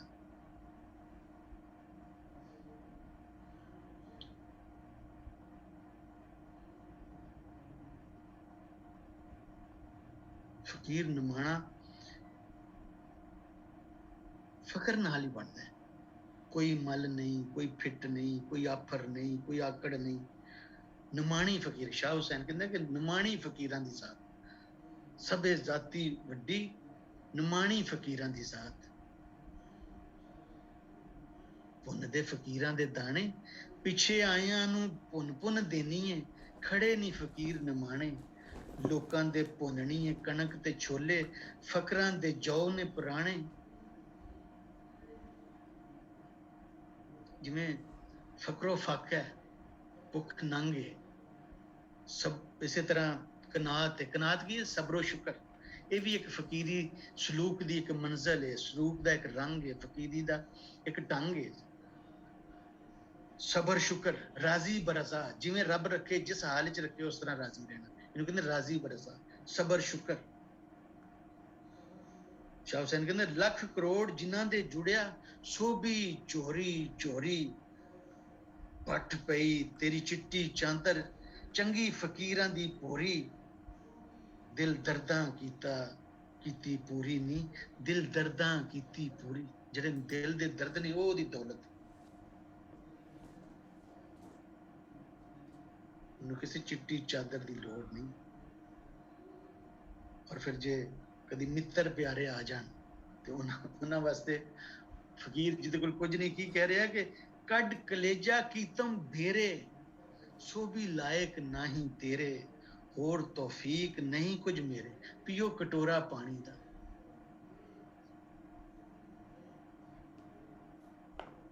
ਸਬਰ ਸ਼ੁਕਰ ਦੇ ਉਲਟ ਹਿਰਸੋ ਹਵਸ ਹੈ। ਹਿਰਸੋ ਹਵਸ, ਲੋਭ, ਲਾਲਚ, ਵੱਧ ਤੋਂ ਵੱਧ ਮੈਨੂੰ ਮਿਲੇ, ਜਿਹਦੇ ਲਈ ਨਫਸ ਪਰਵਰੀ ਹੁੰਦੀ ਹੈ, ਨਫਸ ਪਰਵਰੀ। ਤੇ ਕਨਾਤ ਜਿਹਨੂੰ ਸਬਰ ਸ਼ੁਕਰ ਮੈਂ ਆਖਿਆ, ਉਹਦੇ ਵਾਸਤੇ ਨਫਸ ਖੁਸ਼ੀ ਹੁੰਦੀ ਹੈ। ਨਫਸ ਕੀ ਹੈ? ਤੁਹਾਡਾ ਸੈਲਫ, ਤੁਹਾਡਾ ਅੰਦਰ। ਬਾਬਾ ਬੁੱਲੇ ਸ਼ਾਹ ਨੇ ਮੇਰੀ ਬੁੱਕਲ ਦੇ ਵਿੱਚ ਚੋਰ, ਮੇਰੀ ਬੁੱਕਲ ਦੇ ਵਿੱਚ ਚੋਰ। ਤੇ ਬਾਹੂ ਕਹਿੰਦਾ ਕਿ ਬਿਨਾਂ ਫਕੀਰਾਂ ਕਿਸੇ ਨਾ ਮਾਰਿਆ ਬਾਹੂ ਚੋਰ ਅੰਦਰ ਦਾ। ਆਪਣੇ ਅੰਦਰ ਦੀਆਂ ਜਿਹੜੀਆਂ ਤੁਹਾਡੀਆਂ ਜਿਹੜੀਆਂ ਖੁਆਇਸ਼ਾਂ ਨੇ, ਡਿਜ਼ਾਇਰਸ ਨੇ, ਉਹਨਾਂ ਨੂੰ ਮਾਰਨਾ। ਨਫਸ ਜਿਹੜਾ ਹੈ ਉਹ ਫਕੀਰੀ ਦੇ ਵਿੱਚ ਨਫਸ ਦੇ ਤਿੰਨ ਸ਼ਕਲਾਂ ਨੇ। ਨਫਸੇ ਅੰਮਾਰਾ, ਨਫਸੇ ਲਵਾਮਾ, ਨਫਸੇ ਮੁਤਮਈਨਾ। ਨਫਸੇ ਅੰਮਾਰਾ ਜਿਹੜਾ ਤੁਹਾਨੂੰ ਬਾਰ-ਬਾਰ ਤੁਹਾਡਾ ਅੰਦਰ, ਤੁਹਾਡੀ ਅਸਤੀ, ਤੁਹਾਡੀ ਬਾਰ-ਬਾਰ ਕੋਲ ਤੁਹਾਡੀ ਮੰਗ, ਇਹ ਕਾਰ ਲੈ ਲੈ, ਵੱਡਾ ਮਕਾਨ ਲੈ ਲੈ, ਫਿਰ 2 ਮਕਾਨ ਲੈ ਲੈ, ਲੰਮੀਆਂ ਕਾਰਾਂ ਲੈ ਲੈ, ਪੁੱਤਰਾਂ ਦੀਆਂ ਵੱਡੀਆਂ ਨੌਕਰੀਆਂ, ਪੁੱਤਰਾਂ ਨੂੰ ਅਮੀਰਾਂ ਦੇ ਘਰਾਂ 'ਚ ਵਿਆਹਣ ਦਾ।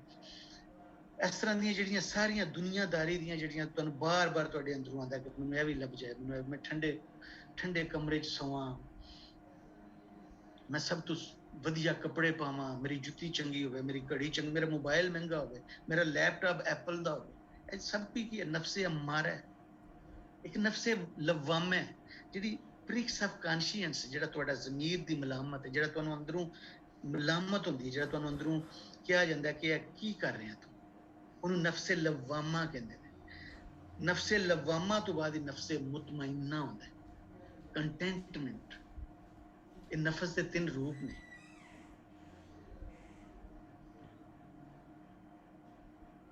फकर और कनात तो बाद तीसरा हरफ है ये तो याद, जिन्हें तुसी नाम जपना जो है, जिस तरह रब दी याद। रब जड़ा कदी साहिब सुल्तान शाह हुसैन कहंदा है, कदी साईं कहंदा है। रब दी याद का मतलब की है कि जदों गुस्सा आवे तुहानू ते तुसी खुदा तो डर जाओ, तुहानू खुदा तो खौफ आवे कि वो रिंज हो जाएगा, मैं ओहदे किसी बंदे ते जे जुल्म कीता। ते जदों तुसी ऐश विच हुंदे हो, जदों तुहाडे कोल बड़ी दौलत है, मौजा मार रहे हो, उस वेले भुखियां दे नाल हमदर्दी।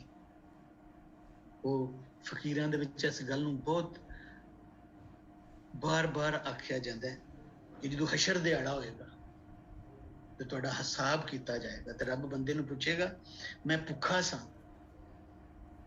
तू मैनूं रोटी नहीं दिती, मैं प्यासा सा तू मैनूं पानी नहीं पियाया, मैं नंगा सा तू मैनूं कपड़े नहीं दिते। तो बंदा उस वेले आखेगा तू रब है।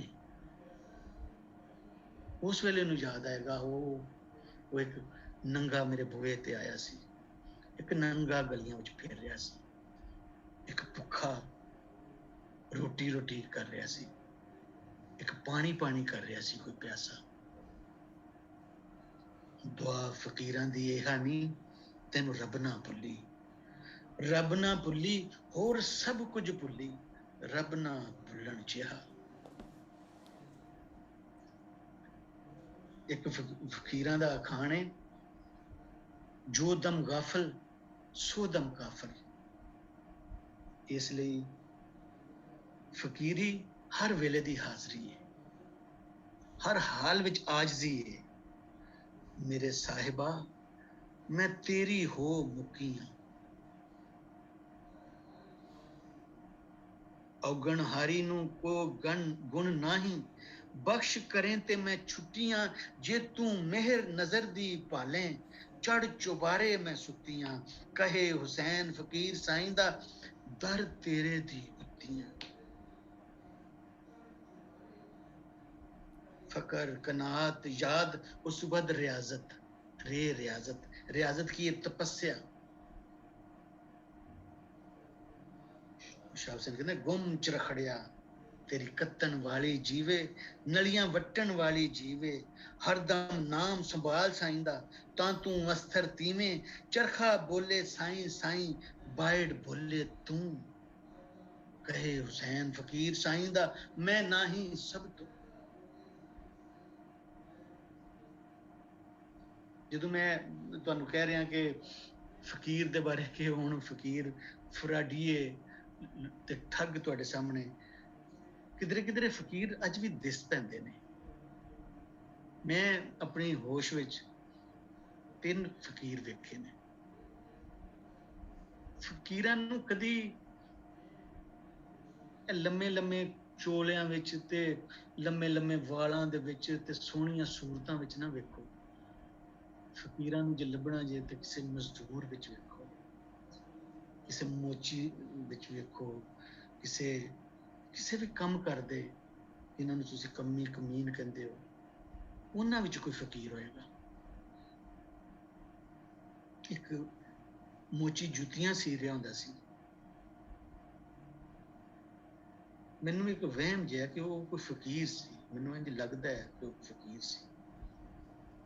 इस तरह एक मजदूर इट्टां ढोंदा सी, जदों दा वेला मुक जांदा सी ते फिर भी इट्टां ढोंदा रहिंदा सी कि किधरे मेरे अंदर हराम ना जाए, जिहड़ी मैं मेहनत नहीं कीती ਉਹਦੇ ਪੈਸੇ ਨਾ ਮੈਨੂੰ ਕਿਧਰੇ ਮਿਲ ਜਾਣ। ਤੇ ਫਿਰ ਆਪਣੇ ਨਾ ਟਾਈਮ ਤੋਂ ਵੀ ਬਾਅਦ ਉਹ ਕੁਝ ਦੇਰ ਇੱਟਾਂ ਢੋਂਦਾ ਰਹਿੰਦਾ ਸੀ। ਇਸੇ ਤਰ੍ਹਾਂ ਜਿਹੜਾ ਮੋਚੀ ਸੀ ਉਹ ਜਦੋਂ ਜੁੱਤੀ ਗੰਢਦਾ ਸੀ ਤੇ ਜੁੱਤੀ ਜਿਸ ਤਰ੍ਹਾਂ ਗੰਢ ਰਿਹਾ ਹੁੰਦਾ ਸੀ ਪ੍ਰੇਮ ਦੇ ਨਾਲ, ਉਹਨੂੰ ਕੋਈ ਜਲਦੀ ਨਹੀਂ ਸੀ ਹੁੰਦੀ।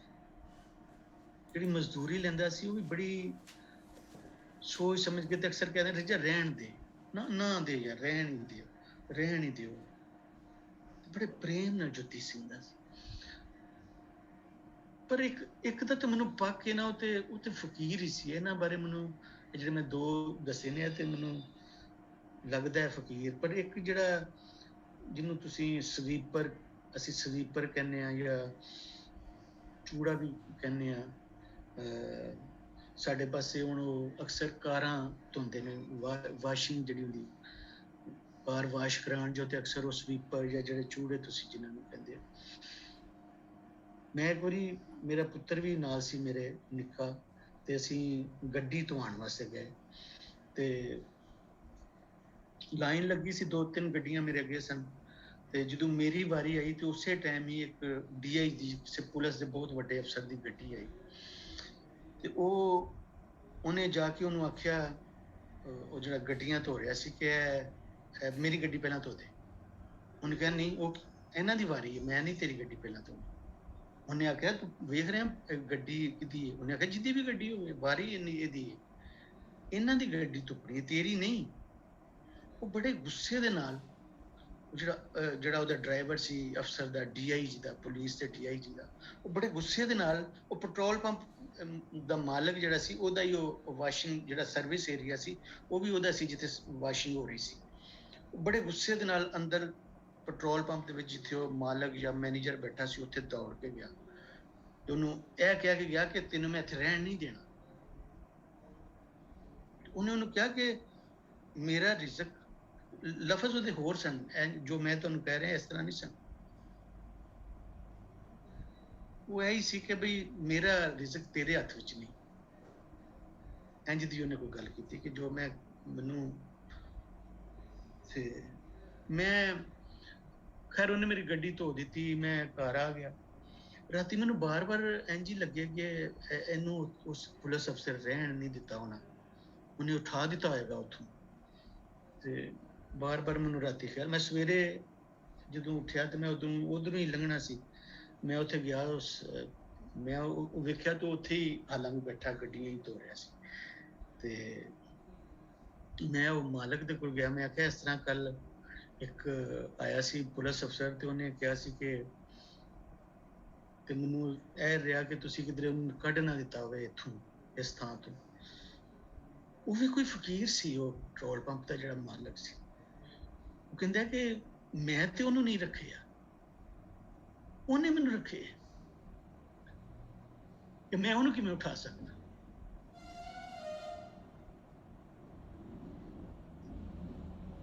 ਮੈਂ ਫਿਰ ਕਈ ਵਾਰੀ ਲੰਘਦਿਆਂ ਉਹਨੂੰ ਇੰਝ ਵੇਖਣਾ ਜਿਵੇਂ ਫਕੀਰ ਦੀ ਜ਼ਿਆਰਤ ਕਰੀ। ਐਡੇ ਆਰਾਮ ਨਾਲ, ਪ੍ਰੇਮ ਦੇ ਨਾਲ ਉਹਨੇ ਲੋਕਾਂ ਦੀਆਂ ਗੱਡੀਆਂ ਸਾਫ਼ ਕਰੀਆਂ। ਮੈਨੂੰ ਨਹੀਂ ਪਤਾ ਉਹਦਾ ਕ੍ਰਿਸਚਨ ਸੀ ਜਾਂ ਕੌਣ ਸੀ, ਮੈਨੂੰ ਇਹ ਨਹੀਂ ਵੈਸੇ ਪਤਾ ਮੁਸਲਮਾਨ ਸੀ ਜਾਂ ਕ੍ਰਿਸਚਨ, ਇਹ ਨਹੀਂ ਮੈਨੂੰ ਪਤਾ, ਮੇਰਾ ਕ੍ਰਿਸਚਨ ਹੀ ਹੋਣਾ।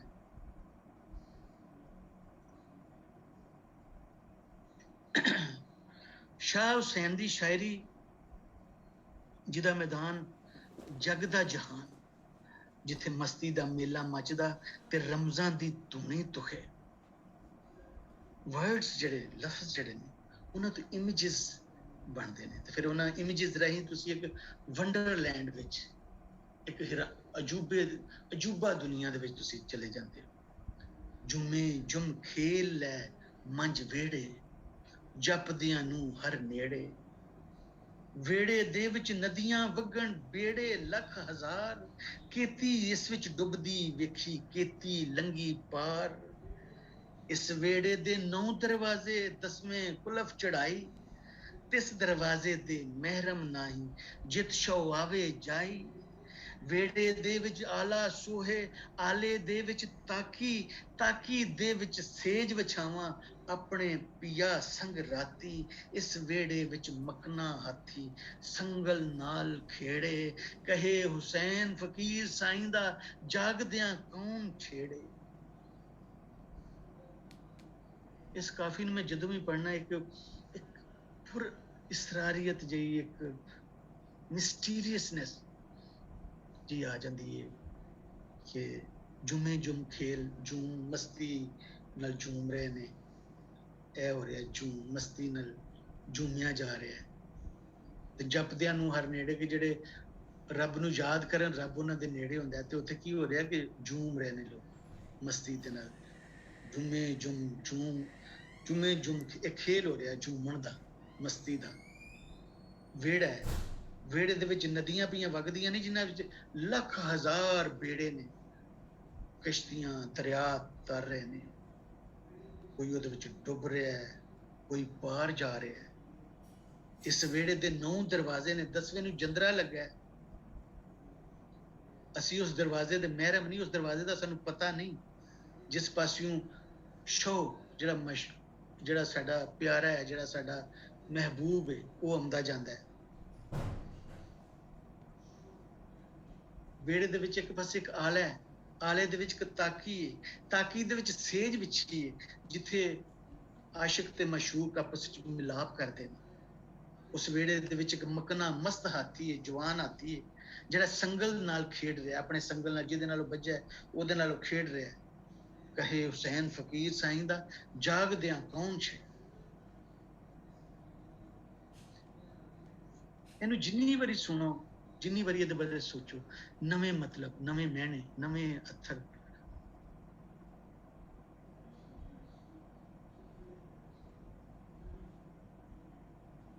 ਹੁੰਦੇ ਨੇ ਤੁਹਾਡੇ ਜ਼ਿਹਨ ਵਿੱਚ। ਕਿਤੇ ਕਿਤੇ ਸ਼ਾਹ ਹੁਸੈਨ ਦੀ ਰਮਜ਼ਵਾਲ ਫਕੀਰ ਬਾਣੀ ਅਖਾਣਾ ਵਰਗੀ ਲੱਗਦੀ ਹੈ। ਕਾਲੇ ਪੱਟ ਨਾ ਚੜੇ ਸਫੈਦੀ, ਕਾਗ ਨਾ ਥਿੰਦੇ ਬੱਗੇ। ਇਸੇ ਤਰ੍ਹਾਂ ਹੋਰ ਤਾਂ ਕਿ ਭਲਾ ਹੋਇਆ ਗੁੜ ਮੱਖੀਆਂ ਖਾਦਾ, ਪਿਣ ਪਿਣ ਤੂੰ ਛੁੱਟਿਆ ਸੀ। ਕੋਈ ਨੁਕਸਾਨ ਹੋ ਗਿਆ ਤੇ ਮਗਰੋਂ ਲੱਥਾ, ਜਿਵੇਂ ਗੁੜ ਜਿਹੜਾ ਉਹਨੂੰ ਮੱਖੀਆਂ ਖਾ ਗਈਆਂ ਨੇ ਤੇ ਜਿਹੜੀ ਭਿਣ ਭਿਣ ਹੋ ਰਹੀ ਸੀ ਉਹ ਖਤਮ ਹੋਈ। ਕੂੜੀ ਦੁਨੀਆ ਕੂੜ ਪਸਾਰਾ, ਜਿਉਂ ਮੋਤੀ ਸ਼ਬਨਮ ਦਾ, ਜਿਵੇਂ ਤਰੇਲ ਦਾ ਇੱਕ ਮੋਤੀ ਹੁੰਦਾ ਹੈ, ਸਾਡਾ ਸਾਰਾ ਜੀਵਨ ਇੰਝ ਹੀ ਹੈ। ਕੂੜੀ ਦੁਨੀਆ, ਸਾਰਾ ਪਸਾਰਾ, ਜੋ ਕੁਝ ਮਾਲ ਅਸਬਾਬ, ਜੋ ਕੁਝ ਵੀ ਹੈ। ਇੱਕ ਤਾਂ ਸ਼ਾਹ ਹੁਸੈਨ ਕਹਿੰਦੇ ਨੇ ਕਿ ਸੁਖਨ ਜਿਨ੍ਹਾਂ ਦਾ ਹੋਵੇ ਦਾਰੂ, ਹਾਲ ਉਠਾਈ ਕਹੀਏ, ਚੰਦਨ ਰੁੱਖ ਲੱਗਾ ਵਿੱਚ ਵਿਹੜੇ, ਜ਼ੋਰ ਤੰਗਾਣੇ ਖਈਏ। ਇਹੋ ਜਿਹੇ ਕਲਾਮ ਦੀ ਕਿਸੇ ਸੰਭਾਲ ਨਹੀਂ ਕੀਤੀ। ਇੱਕ ਬਹੁਤ ਵੱਡਾ ਸਵਾਲ ਹੈ, ਇਹਨੂੰ ਸੰਭਾਲਿਆ ਨਹੀਂ ਗਿਆ। ਇਹਦੇ ਵੇਲੇ ਬਹੁਤ ਮੁੱਦਤਾਂ ਤਾਈ ਗਵਾਚਿਆ ਰਿਹਾ, ਗਵਾਚਦਾ ਰਿਹਾ। ਇਹ ਕਿਵੇਂ ਹੋ ਸਕਦਾ ਸੀ? ਮਤਲਬ ਜਿਹਦੀ ਕਹਾਣੀ ਬਾਰੇ ਲੋਕ ਗੀਤ ਬਣ ਗਏ ਹੋਣ, ਰੋਤਾਈ ਬਸੰਤ ਬਹਾਰ ਦੀ, ਸਾਨੂੰ ਸਿੱਖ ਹੈ ਮਾਧੋ ਯਾਰ ਦੀ, ਜਿਹਦੇ ਗੀਤ ਬਣ ਗਏ ਹੋਣ, ਲੋਕ ਗੀਤ ਬਣ ਗਏ ਹੋਣ, ਉਹਦੀ ਸ਼ਾਇਰੀ ਨੂੰ ਕਿਸੇ ਕਿਵੇਂ ਨਹੀਂ ਸੰਭਾਲਿਆ। ਛੱਜੂ ਭਗਤ ਜਿਹੜਾ ਸੀ ਲਾਹੌਰ ਦੇ ਵਿੱਚ, ਛੱਜੂ ਦਾ ਚੁਬਾਰਾ, ਉੱਥੇ ਸ਼ਾਹ ਹੁਸੈਨ ਨੂੰ ਗਾਇਆ ਜਾਂਦਾ ਸੀ। ਛੱਜੂ ਉਹ ਕਹਿੰਦੇ ਨੇ ਛੱਜੂ ਦਾ ਚੁਬਾਰਾ ਬਲਕ, ਜੋ ਛੱਜੂ ਦੇ ਚੁਬਾਰੇ ਬਲਖ ਨਾ ਬੁਖਾਰੇ। ਉਹਦੀ ਏਡੀਆਂ ਧੁੰਮਾਂ ਸਨ ਛੱਜੂ ਜਿਹੜਾ ਭਗਤ ਸੀ ਇੱਕ। ਪਰ ਇਸ ਕਲਾਮ ਦੀ ਕਿਸੇ ਸੰਭਾਲ ਨਹੀਂ ਕੀਤੀ। ਇੱਕ ਬੜਾ ਅਜੀਬ ਜਿਹਾ ਵੇਲਾ ਆ ਗਿਆ ਸੀ, ਜਿੱਥੋਂ ਅਸੀਂ ਬਾਅਦ ਦੇ ਮੁਗਲਾਂ ਦਾ ਵੇਖਦੇ ਹਾਂ, ਤੇ ਉਹਦੇ ਵਿੱਚ ਇੱਕ ਲਾਹੌਰ ਇੱਕ ਸ਼ਹਿਰ ਇਸਰਾਰ ਦਾ ਸ਼ਹਿਰ ਬਣ ਗਿਆ ਸੀ, ਇੱਕ ਮਿਸਟੀਰੀਅਸ ਸ਼ਹਿਰ। ਉੱਥੇ ਜਿਹੜੀ ਅਜੀਬ ਸ਼ਾਇਰੀ ਹੋ ਰਹੀ ਸੀ, ਦੀਵਾਨੇ ਜਿਹਨੂੰ ਗੰਜੇ ਮਖਫੀ ਕਿਹਾ ਜਾਂਦਾ, ਜਿਹੜੀ ਔਰੰਗਜ਼ੇਬ ਆਲਮਗੀਰ ਦੀ ਭੈਣ ਸੀ ਜ਼ੇਬੁਨ ਨਿਸਾ, ਉਹ ਜੋ ਸ਼ਾਇਰੀ ਕਰ ਰਹੀ ਸੀ। ਇੱਕ ਜਿਹੜਾ ਮਿਸਰਾ ਹੈ ਉਹ ਗਨੀਮਤ ਕੁੰਜਾਈ ਲਿਖ ਰਿਹਾ ਹੈ, ਤੇ ਦੂਜਾ ਮਿਸਰਾ ਜ਼ੇਬੁਨ ਨਿਸਾ ਲਿਖ ਰਹੀ ਹੈ। ਇੱਕ ਮਿਸਰਾ ਜਿਹੜਾ ਨਾਸਰ ਅਲੀ ਸਰਹਿੰਦੀ ਲਿਖ ਰਿਹਾ ਹੈ, ਤੇ ਦੂਜਾ ਮਿਸਰਾ ਜ਼ੇਬੁਨ ਨਿਸਾ। ਇੰਝ ਜੋ ਸ਼ਾਇਰੀ ਹੋ ਰਹੀ ਸੀ ਜਿਹਨੂੰ ਗੰਜੇ ਮਖਫੀ, ਉਹ ਸਾਰਾ ਕੁਝ ਗਵਾਚ ਗਿਆ। ਤਾਲਿਬ ਆਮਲੀ ਜਿਹੜਾ ਸੀ, ਇਹ ਸਾਰਾ ਫਾਰਸੀ ਵਿੱਚ ਵੈਸੇ ਲਿਖਿਆ ਗਿਆ। ਤਾਲਿਬ ਆਮਲੀ ਦੀ ਜਿਹੜੀ ਸ਼ਾਇਰੀ, ਉਹਨੇ ਇੱਕ ਮਸਨਵੀ ਲਿਖੀ, ਜਿਹਦੇ ਵਿੱਚ ਇੱਕ ਭੈਣ ਭਰਾ ਦੇ ਰਿਸ਼ਤੇ ਨੂੰ ਵਿਖਾਇਆ ਗਿਆ, ਜਿਸ ਵਿੱਚ ਉਹ ਰਿਸ਼ਤੇ ਦੀ ਹੱਦ ਨੂੰ ਪਾਰ ਕਰ ਦਿੱਤਾ ਜਾਂਦਾ। ਉਹ ਜਿਹੜੇ ਭੈਣ ਭਰਾ ਨੇ, ਉਹਨਾਂ ਦੇ ਵਿੱਚ ਜਿਹੜਾ ਰਿਸ਼ਤਾ ਹੁੰਦਾ ਹੈ, ਉਹਦੀ ਹੱਦ ਨੂੰ ਪਾਰ ਕਰ ਦਿੱਤਾ ਜਾਂਦਾ ਹੈ। ਫਿਰ ਇੱਕ ਬ੍ਰਾਹਮਣ ਦੀ ਸ਼ਾਇਰੀ ਉਸ ਵੇਲੇ ਸੀ ਫਾਰਸੀ ਦੇ ਵਿੱਚ, ਜਿਹੜਾ ਕਸ਼ਮੀਰ ਦਾ ਇੱਕ ਕਿੱਸਾ ਸੀ, ਇਸ਼ਕੀਆ ਦਾਸਤਾਨ, ਉਹ ਵੀ ਬੜੀ ਸੈਂਸੂਅਸ ਪੋਇਟਰੀ ਉਹਦੇ ਵਿੱਚ। ਇਸ ਤਰ੍ਹਾਂ ਜਿਹੜਾ ਖੁਦ ਔਰੰਗਜ਼ੇਬ ਆਲਮ, ਇੱਕ ਪਾਸੇ ਜ਼ੁਲਮ ਹੋ ਰਿਹਾ ਹੈ, ਲੋਕਾਂ ਨੂੰ ਮਾਰਿਆ ਜਾ ਰਿਹਾ ਹੈ, ਤਖਤ ਤੋਂ ਲੜਾਈਆਂ ਹੋ ਰਹੀਆਂ ਨੇ, ਇੱਕ ਪਾਸੇ ਇੰਜ ਦੀ ਸ਼ਾਇਰੀ ਜਿਹੜੀ ਬੜੀ ਮਿਸਟੀਰੀਅਸ ਸ਼ਾਇਰੀ ਹੈ, ਸੈਂਸੂਅਸ ਸ਼ਾਇਰੀ ਹੈ, ਉਹ ਹੋ ਰਹੀ ਹੈ। ਈਵਨ ਜਿਹੜਾ ਔਰੰਗਜ਼ੇਬ ਆਲਮਗੀਰ ਹੈ, ਉਹਦੀ ਕੁਝ ਸ਼ਾਇਰੀ ਜਿਹੜੀ ਮੌਲਾਨਾ ਅਬੁਲ ਕਲਾਮ ਆਜ਼ਾਦ ਨੇ ਆਪਣੀ ਕਿਤਾਬ ਗੁਬਾਰੇ ਖਾਤਰ ਵਿੱਚ ਲਿਖੀ ਹੈ, ਉਹਦੀ ਜਿਹੜੀ ਮਹਿਬੂਬਾ ਹੈ, ਉਹਦੇ ਗਲ ਦੇ ਉੱਤੇ ਕੰਡਾ ਲੱਗਿਆ ਤੇ ਉਹਦੇ ਵਾਸਤੇ ਉਹ ਜਿਹੜੀ ਉਹਨੇ ਗਜ਼ਲ ਲਿਖੀ ਉਹ ਉੱਤੇ ਵਿੱਚ ਦਿੱਤੀ। ਇੱਕ ਪਾਸੇ ਉਂਝ ਦੀ ਸ਼ਾਇਰੀ ਹੋ ਰਹੀ ਹੈ, ਇੱਕ ਪਾਸੇ ਜ਼ੁਲਮ ਹੈ, ਲੜਾਈ ਹੈ, ਮਾਰ ਕੁਟਾਈ ਹੈ। ਇਹ ਫਿਰ ਜਿਹੜਾ ਸਾਰਾ ਇੱਕ ਇੰਜ ਇੱਕ ਚੁੱਪ ਜਿਹੀ ਲੱਗ ਗਈ, ਮਤਲਬ ਇਸ ਤਰ੍ਹਾਂ ਇੱਕ ਨਾ ਬਾਹਰ ਜ਼ੁਲਮ ਹੋ ਰਿਹਾ ਹੈ, ਅੰਦਰ ਚੁੱਪ, ਸ਼ਹਿਰਾਂ ਦੇ ਵਿੱਚ ਚੁੱਪ ਹੈ, ਬਾਹਰ ਸ਼ਹਿਜ਼ਾਦਿਆਂ ਨਾਲ ਲੜ ਰਹੇ ਨੇ, ਆਪਣੇ ਜਿਹੜਾ ਬਾਦਸ਼ਾਹ ਹੈ ਉਹ ਆਪਣੇ ਜਿਹੜੇ ਮੁਖਾਲਫ ਮਜ਼ਹਬਾਂ ਦੇ ਲੋਕਾਂ ਨੂੰ ਮਾਰ ਰਿਹਾ ਹੈ, ਸ਼ਹਿਰ ਦੇ ਵਿੱਚ ਇੱਕ ਚੁੱਪ ਹੈ। ਉਸ ਚੁੱਪ ਨੂੰ ਆ ਕੇ ਫਿਰ ਕੌਣ ਤਰੋੜਦਾ? ਬੁੱਲੇ ਸ਼ਾਹ ਤੇ ਸ਼ਾਹ ਹੁਸੈਨ ਵਿੱਚ ਇਹ ਥੋੜਾ ਇੱਕ ਸ਼ਾਹ ਹੁਸੈਨ ਜਿਹੜਾ ਉਹ ਨਿਸ਼ਾਨਦੇਹੀ ਕਰਦਾ ਹੈ, ਉਹ ਤੁਹਾਨੂੰ ਰਾਹ ਵਿਖਾਉਂਦਾ ਹੈ, ਉਹ ਦੱਸਦਾ ਕਿ ਇਹ ਕੀ ਹੋ ਰਿਹਾ ਹੈ। ਬੁੱਲੇ ਸ਼ਾਹ ਲਲਕਾਰਦਾ ਹੈ, ਉਹ ਸ਼ਾਇਦ ਲੋੜ ਸੀ ਵੇਲੇ ਦੀ, ਬੁੱਲੇ ਸ਼ਾਹ ਲਲਕਾਰਦਾ ਹੈ। ਉਹਨਾਂ ਦੀ ਬਹੁਤ ਸਾਰੀ ਸ਼ਾਇਰੀ ਦੇ ਵਿੱਚ ਬਹੁਤ ਸਾਰੀਆਂ ਕਾਫੀਆਂ ਆਪਸ ਵਿੱਚ ਮਿਲਦੀਆਂ ਨੇ, ਲਫ਼ਜ਼ਾਂ ਦਾ ਥੋੜਾ ਫਰਕ, ਕਈ ਕਾਫੀਆਂ ਬਿਲਕੁਲ ਇੱਕੋ ਜਿਹੀਆਂ ਨੇ ਬੁੱਲੇ ਸ਼ਾਹ ਦੀਆਂ। ਪਤਾ ਨਹੀਂ ਉਹਨੇ ਜੋੜਨ ਵਾਲੇ ਜਿਹੜੇ ਸਨ ਉਹਨਾਂ ਕੋਲੋਂ ਇੰਜ ਹੋਇਆ ਜਾਂ ਫਿਰ ਅਸੀਂ ਦੇਖ ਰਹੇ ਹਾਂ ਕਿ ਗੁਰੂ ਗ੍ਰੰਥ ਸਾਹਿਬ ਵਿੱਚ ਵੀ ਇਹ ਸ਼ਾਹ ਹੁਸੈਨ ਦੀ ਸ਼ਾਇਰੀ ਨੂੰ ਜਦ ਥਾਂ ਨਹੀਂ ਮਿਲਿਆ, ਸ਼ਾਹ ਹੁਸੈਨ ਦੀ ਸ਼ਾਇਰੀ ਗਵਾਚ ਗਈ ਸੀ, ਇਹਨੂੰ ਗੁਰੂ ਗ੍ਰੰਥ ਸਾਹਿਬ ਵਿੱਚ ਥਾਂ ਨਹੀਂ ਮਿਲਿਆ। ਮੈਨੂੰ ਇਹਦੀ ਕਦੀ ਸਮਝ ਨਹੀਂ ਆਈ। ਫਿਰ ਮੈਨੂੰ ਇਹ ਲੱਗਦਾ ਕਿ ਇਹ ਮਲਾਮਤੀ ਸ਼ਾਇਰੀ ਹੈ, ਤੇ ਇਹਨੂੰ ਪੜ੍ਹਦਿਆਂ ਪੂਜਾ ਪਾਠ ਕੀਕਣ ਹੁੰਦੀ, ਮੈਨੂੰ ਇਹੀ ਸਮਝ ਆਉਂਦੀ ਹੈ। ਪ੍ਰੇਮ ਸੁਰਾਹੀ ਅਰਸ਼ੋਂ ਉਤਰੀ, ਨਾਲ ਸੱਜਣ ਦੇ ਪੀਤੀ, ਜਾਂ ਜਿਵੇਂ ਨੈਣ ਨੈਣਾ ਨਾਲ ਗੱਡ ਵੇੜਿਆ, ਸੱਜਣ ਦੇ ਹੱਥ ਬਾਂਹ ਸਾਡੀ, ਕਿਉਂ ਕਰ ਅੱਖਾਂ ਛੱਡ ਵੇੜਿਆ। ਇੱਕ ਤਾਂ ਸ਼ਾਹ ਹੁਸੈਨ ਕਹਿੰਦਾ ਕਿ ਸੋਈ ਰਾਤੀ ਦੇਖੇ ਪੌਸਨ, ਸੋਈ ਰਾਤੀ ਲੇਖੇ ਪੋਸਨ, ਨਾਲ ਸਾਹਿਬ ਦੇ ਜਵਾਲੀ। ਮੈਂ ਉਹਨਾਂ ਰਾਤਾਂ ਦੇ ਹਿਸਾਬ ਦੇਣਾ ਜਦੋਂ ਮੈਂ ਆਪਣੇ ਯਾਰ ਨਾਲ ਸੁੱਤੀ ਸਾਂ, ਬਾਕੀ ਰਾਤਾਂ ਦਾ ਤਾਂ ਮੈਂ ਕੋਈ ਹਿਸਾਬ ਨਹੀਂ ਦੇਣਾ। ਸ਼ਾਹ ਹੁਸੈਨ ਸ਼ਹਾਦਤ ਪਾਇਨ ਮਰਨ ਜੋ ਮਿੱਤਰਾਂ ਅੱਗੇ, ਨਿਸਤਈਓ ਅਸੀਂ ਨੈਣਾ ਦੇ ਆਖੇ ਲੱਗੇ। ਵੈਸੇ ਸ਼ਾਹ ਹੁਸੈਨ ਦੀ ਸ਼ਾਇਰੀ ਨੂੰ ਜਿਹੜੀ ਗਵਾਚ ਗਈ ਸੀ, ਉਹਨੂੰ ਸੰਭਾਲਣ ਵਾਲੇ ਵੀ ਅਕਸਰ ਸਿੱਖ ਹੀ ਸਨ। ਸਿੰਧ ਤੋਂ ਕੋਈ ਫਕੀਰ ਪੰਜਾਬ ਆਇਆ ਜਿਹਨੇ ਸੂਫੀਆਂ ਸੰਤਾਂ ਕੋਲੋਂ ਸ਼ਾਹ ਹੁਸੈਨ ਦੀਆਂ ਕਾਫੀਆਂ ਇਕੱਠੀਆਂ ਕੀਤੀਆਂ। ਫਿਰ ਅਸੀਂ ਜਿਹੜੇ ਨਾਂ ਸੁਣਨੇ ਆ, ਬਾਬਾ ਬੁੱਧ ਸਿੰਘ, ਬਖਸ਼ੀ ਰਾਮ ਸਿੰਘ ਦਰਵੇਸ਼, ਮੋਹਨ ਸਿੰਘ ਦੀਵਾਨਾ, ਫਿਰ ਜਿਨ੍ਹਾਂ ਨੇ ਪਹਿਲੀ ਵਾਰੀ ਸ਼ਾਹ ਹੁਸੈਨ ਦੀਆਂ ਕਾਫੀਆਂ ਛਾਪੀਆਂ, ਉਹ ਜਿਹੜੇ ਪਬਲਿਸ਼ਰ ਸਨ, ਉਹਨਾਂ ਦਾ ਬੜੇ ਮਸ਼ਹੂਰ ਕਸ਼ਮੀਰੀ, ਇੱਥੇ ਕਸ਼ਮੀਰੀ ਬਾਜ਼ਾਰ ਸਨ, ਜੋਤ ਸਿੰਘ, ਸੰਤ ਸਿੰਘ, ਉਹ ਵੀ ਸਿੱਖ ਸਨ, ਉਹਨਾਂ ਪਹਿਲੀ ਵਾਰੀ ਇਹ ਕਾਫੀਆਂ ਛਾਪੀਆਂ। ਇੱਕ ਹੋਰ ਵੀ ਮੈਨੂੰ ਖਿਆਲ ਆਉਂਦਾ ਕਿ ਵੇਖੋ ਗੁਰੂ ਗ੍ਰੰਥ ਸਾਹਿਬ ਵਿੱਚ ਸ਼ਾਹ ਹੁਸੈਨ ਦੀ ਮਲਾਮਤੀ, ਇੱਕ ਮਲਾਮਤੀ ਫਕੀਰ ਹੈ, ਉਹਦੀ ਕਾਫੀਆਂ ਨੂੰ ਥਾਂ ਨਹੀਂ ਮਿਲੀ। ਪਰ ਜਦੋਂ ਗੁਰੂਆਂ ਤੇ ਬਹੁਤ ਔਖਾ ਵੇਲਾ ਆਇਆ, ਐਵੇਂ ਥੋੜੀ ਪਤਾ ਨਹੀਂ ਗੱਲ ਕਰਨੀ ਚਾਹੀਦੀ ਹੈ ਕਿ ਨਹੀਂ, ਪਰ ਮੈਂ ਕਰਨਾ ਪਿਆ ਕਿ ਜਦੋਂ ਔਖਾ ਵੇਲਾ ਆ ਗਿਆ ਗੁਰੂਆਂ ਤੇ, ਬਹੁਤ ਔਖਾ ਵੇਲਾ, ਤੇ ਉਸ ਵੇਲੇ ਇੱਕ ਮਾਧੋ ਦਾਸ ਵਿਰਾਗੀ ਜੋਗੀ ਗੁਰੂਆਂ ਦਾ ਸਾਥੀ ਬਣਿਆ, ਗੁਰੂ ਦਾ ਸਾਥੀ ਬਣਿਆ। ਜਦੋਂ ਸ਼ਾਹ ਹੁਸੈਨ ਦਾ ਵਿਸਾਲ ਹੋਇਆ ਤੇ ਮਾਧੋ ਹਰ ਵੇਲੇ ਰੋਂਦਾ ਰਹਿੰਦਾ ਸੀ ਸ਼ਾਹ ਹੁਸੈਨ ਦੀ ਯਾਦ ਵਿੱਚ, ਤੇ ਫਿਰ ਇੱਕ ਫਕੀਰਾਂ ਦੀ ਇੱਕ ਮੰਡਲੀ ਬਣੀ ਜਿਨ੍ਹਾਂ ਨੂੰ ਮਾਧੋ ਦਾਸ ਕਿਹਾ ਜਾਂਦਾ ਸੀ ਜਾਂ ਵਿਰਾਗੀ ਜੋਗੀ ਕਿਹਾ ਜਾਂਦਾ ਸੀ ਉਹਨਾਂ ਨੂੰ। ਉਹ ਜੰਮੂ ਵਾਲੇ ਪਾਸੇ ਚਲੇ ਗਏ ਸਨ ਬੜੀ ਦੇਰ ਵਾਸਤੇ, ਉੱਥੇ ਹੀ ਵਿਰਾਗੀ ਜੋਗੀ ਬਣੇ ਬਹੁਤ ਸਾਰੇ, ਸਿਆਲਕੋਟ ਔਰ ਜੰਮੂ ਔਰ ਉੱਥੇ ਥਾਂ ਸੋਧਰਾ ਜਿੱਥੋਂ ਦਾ ਸੋਢੀ ਖੱਤਰੀ ਸਨ, ਸੋਢੀ ਖੱਤਰੀਆਂ ਦੇ ਬਹੁਤ ਸਾਰੇ ਮੁੰਡੇ ਵਿਰਾਗੀ ਜੋਗੀ ਬਣੇ ਜਿਨ੍ਹਾਂ ਨੂੰ ਮਾਧੋ ਦਾਸ ਵੀ ਆਖਿਆ ਜਾਂਦਾ, ਬੰਦਾ ਵਿਰਾਗੀ ਉਹਨਾਂ ਵਿੱਚੋਂ।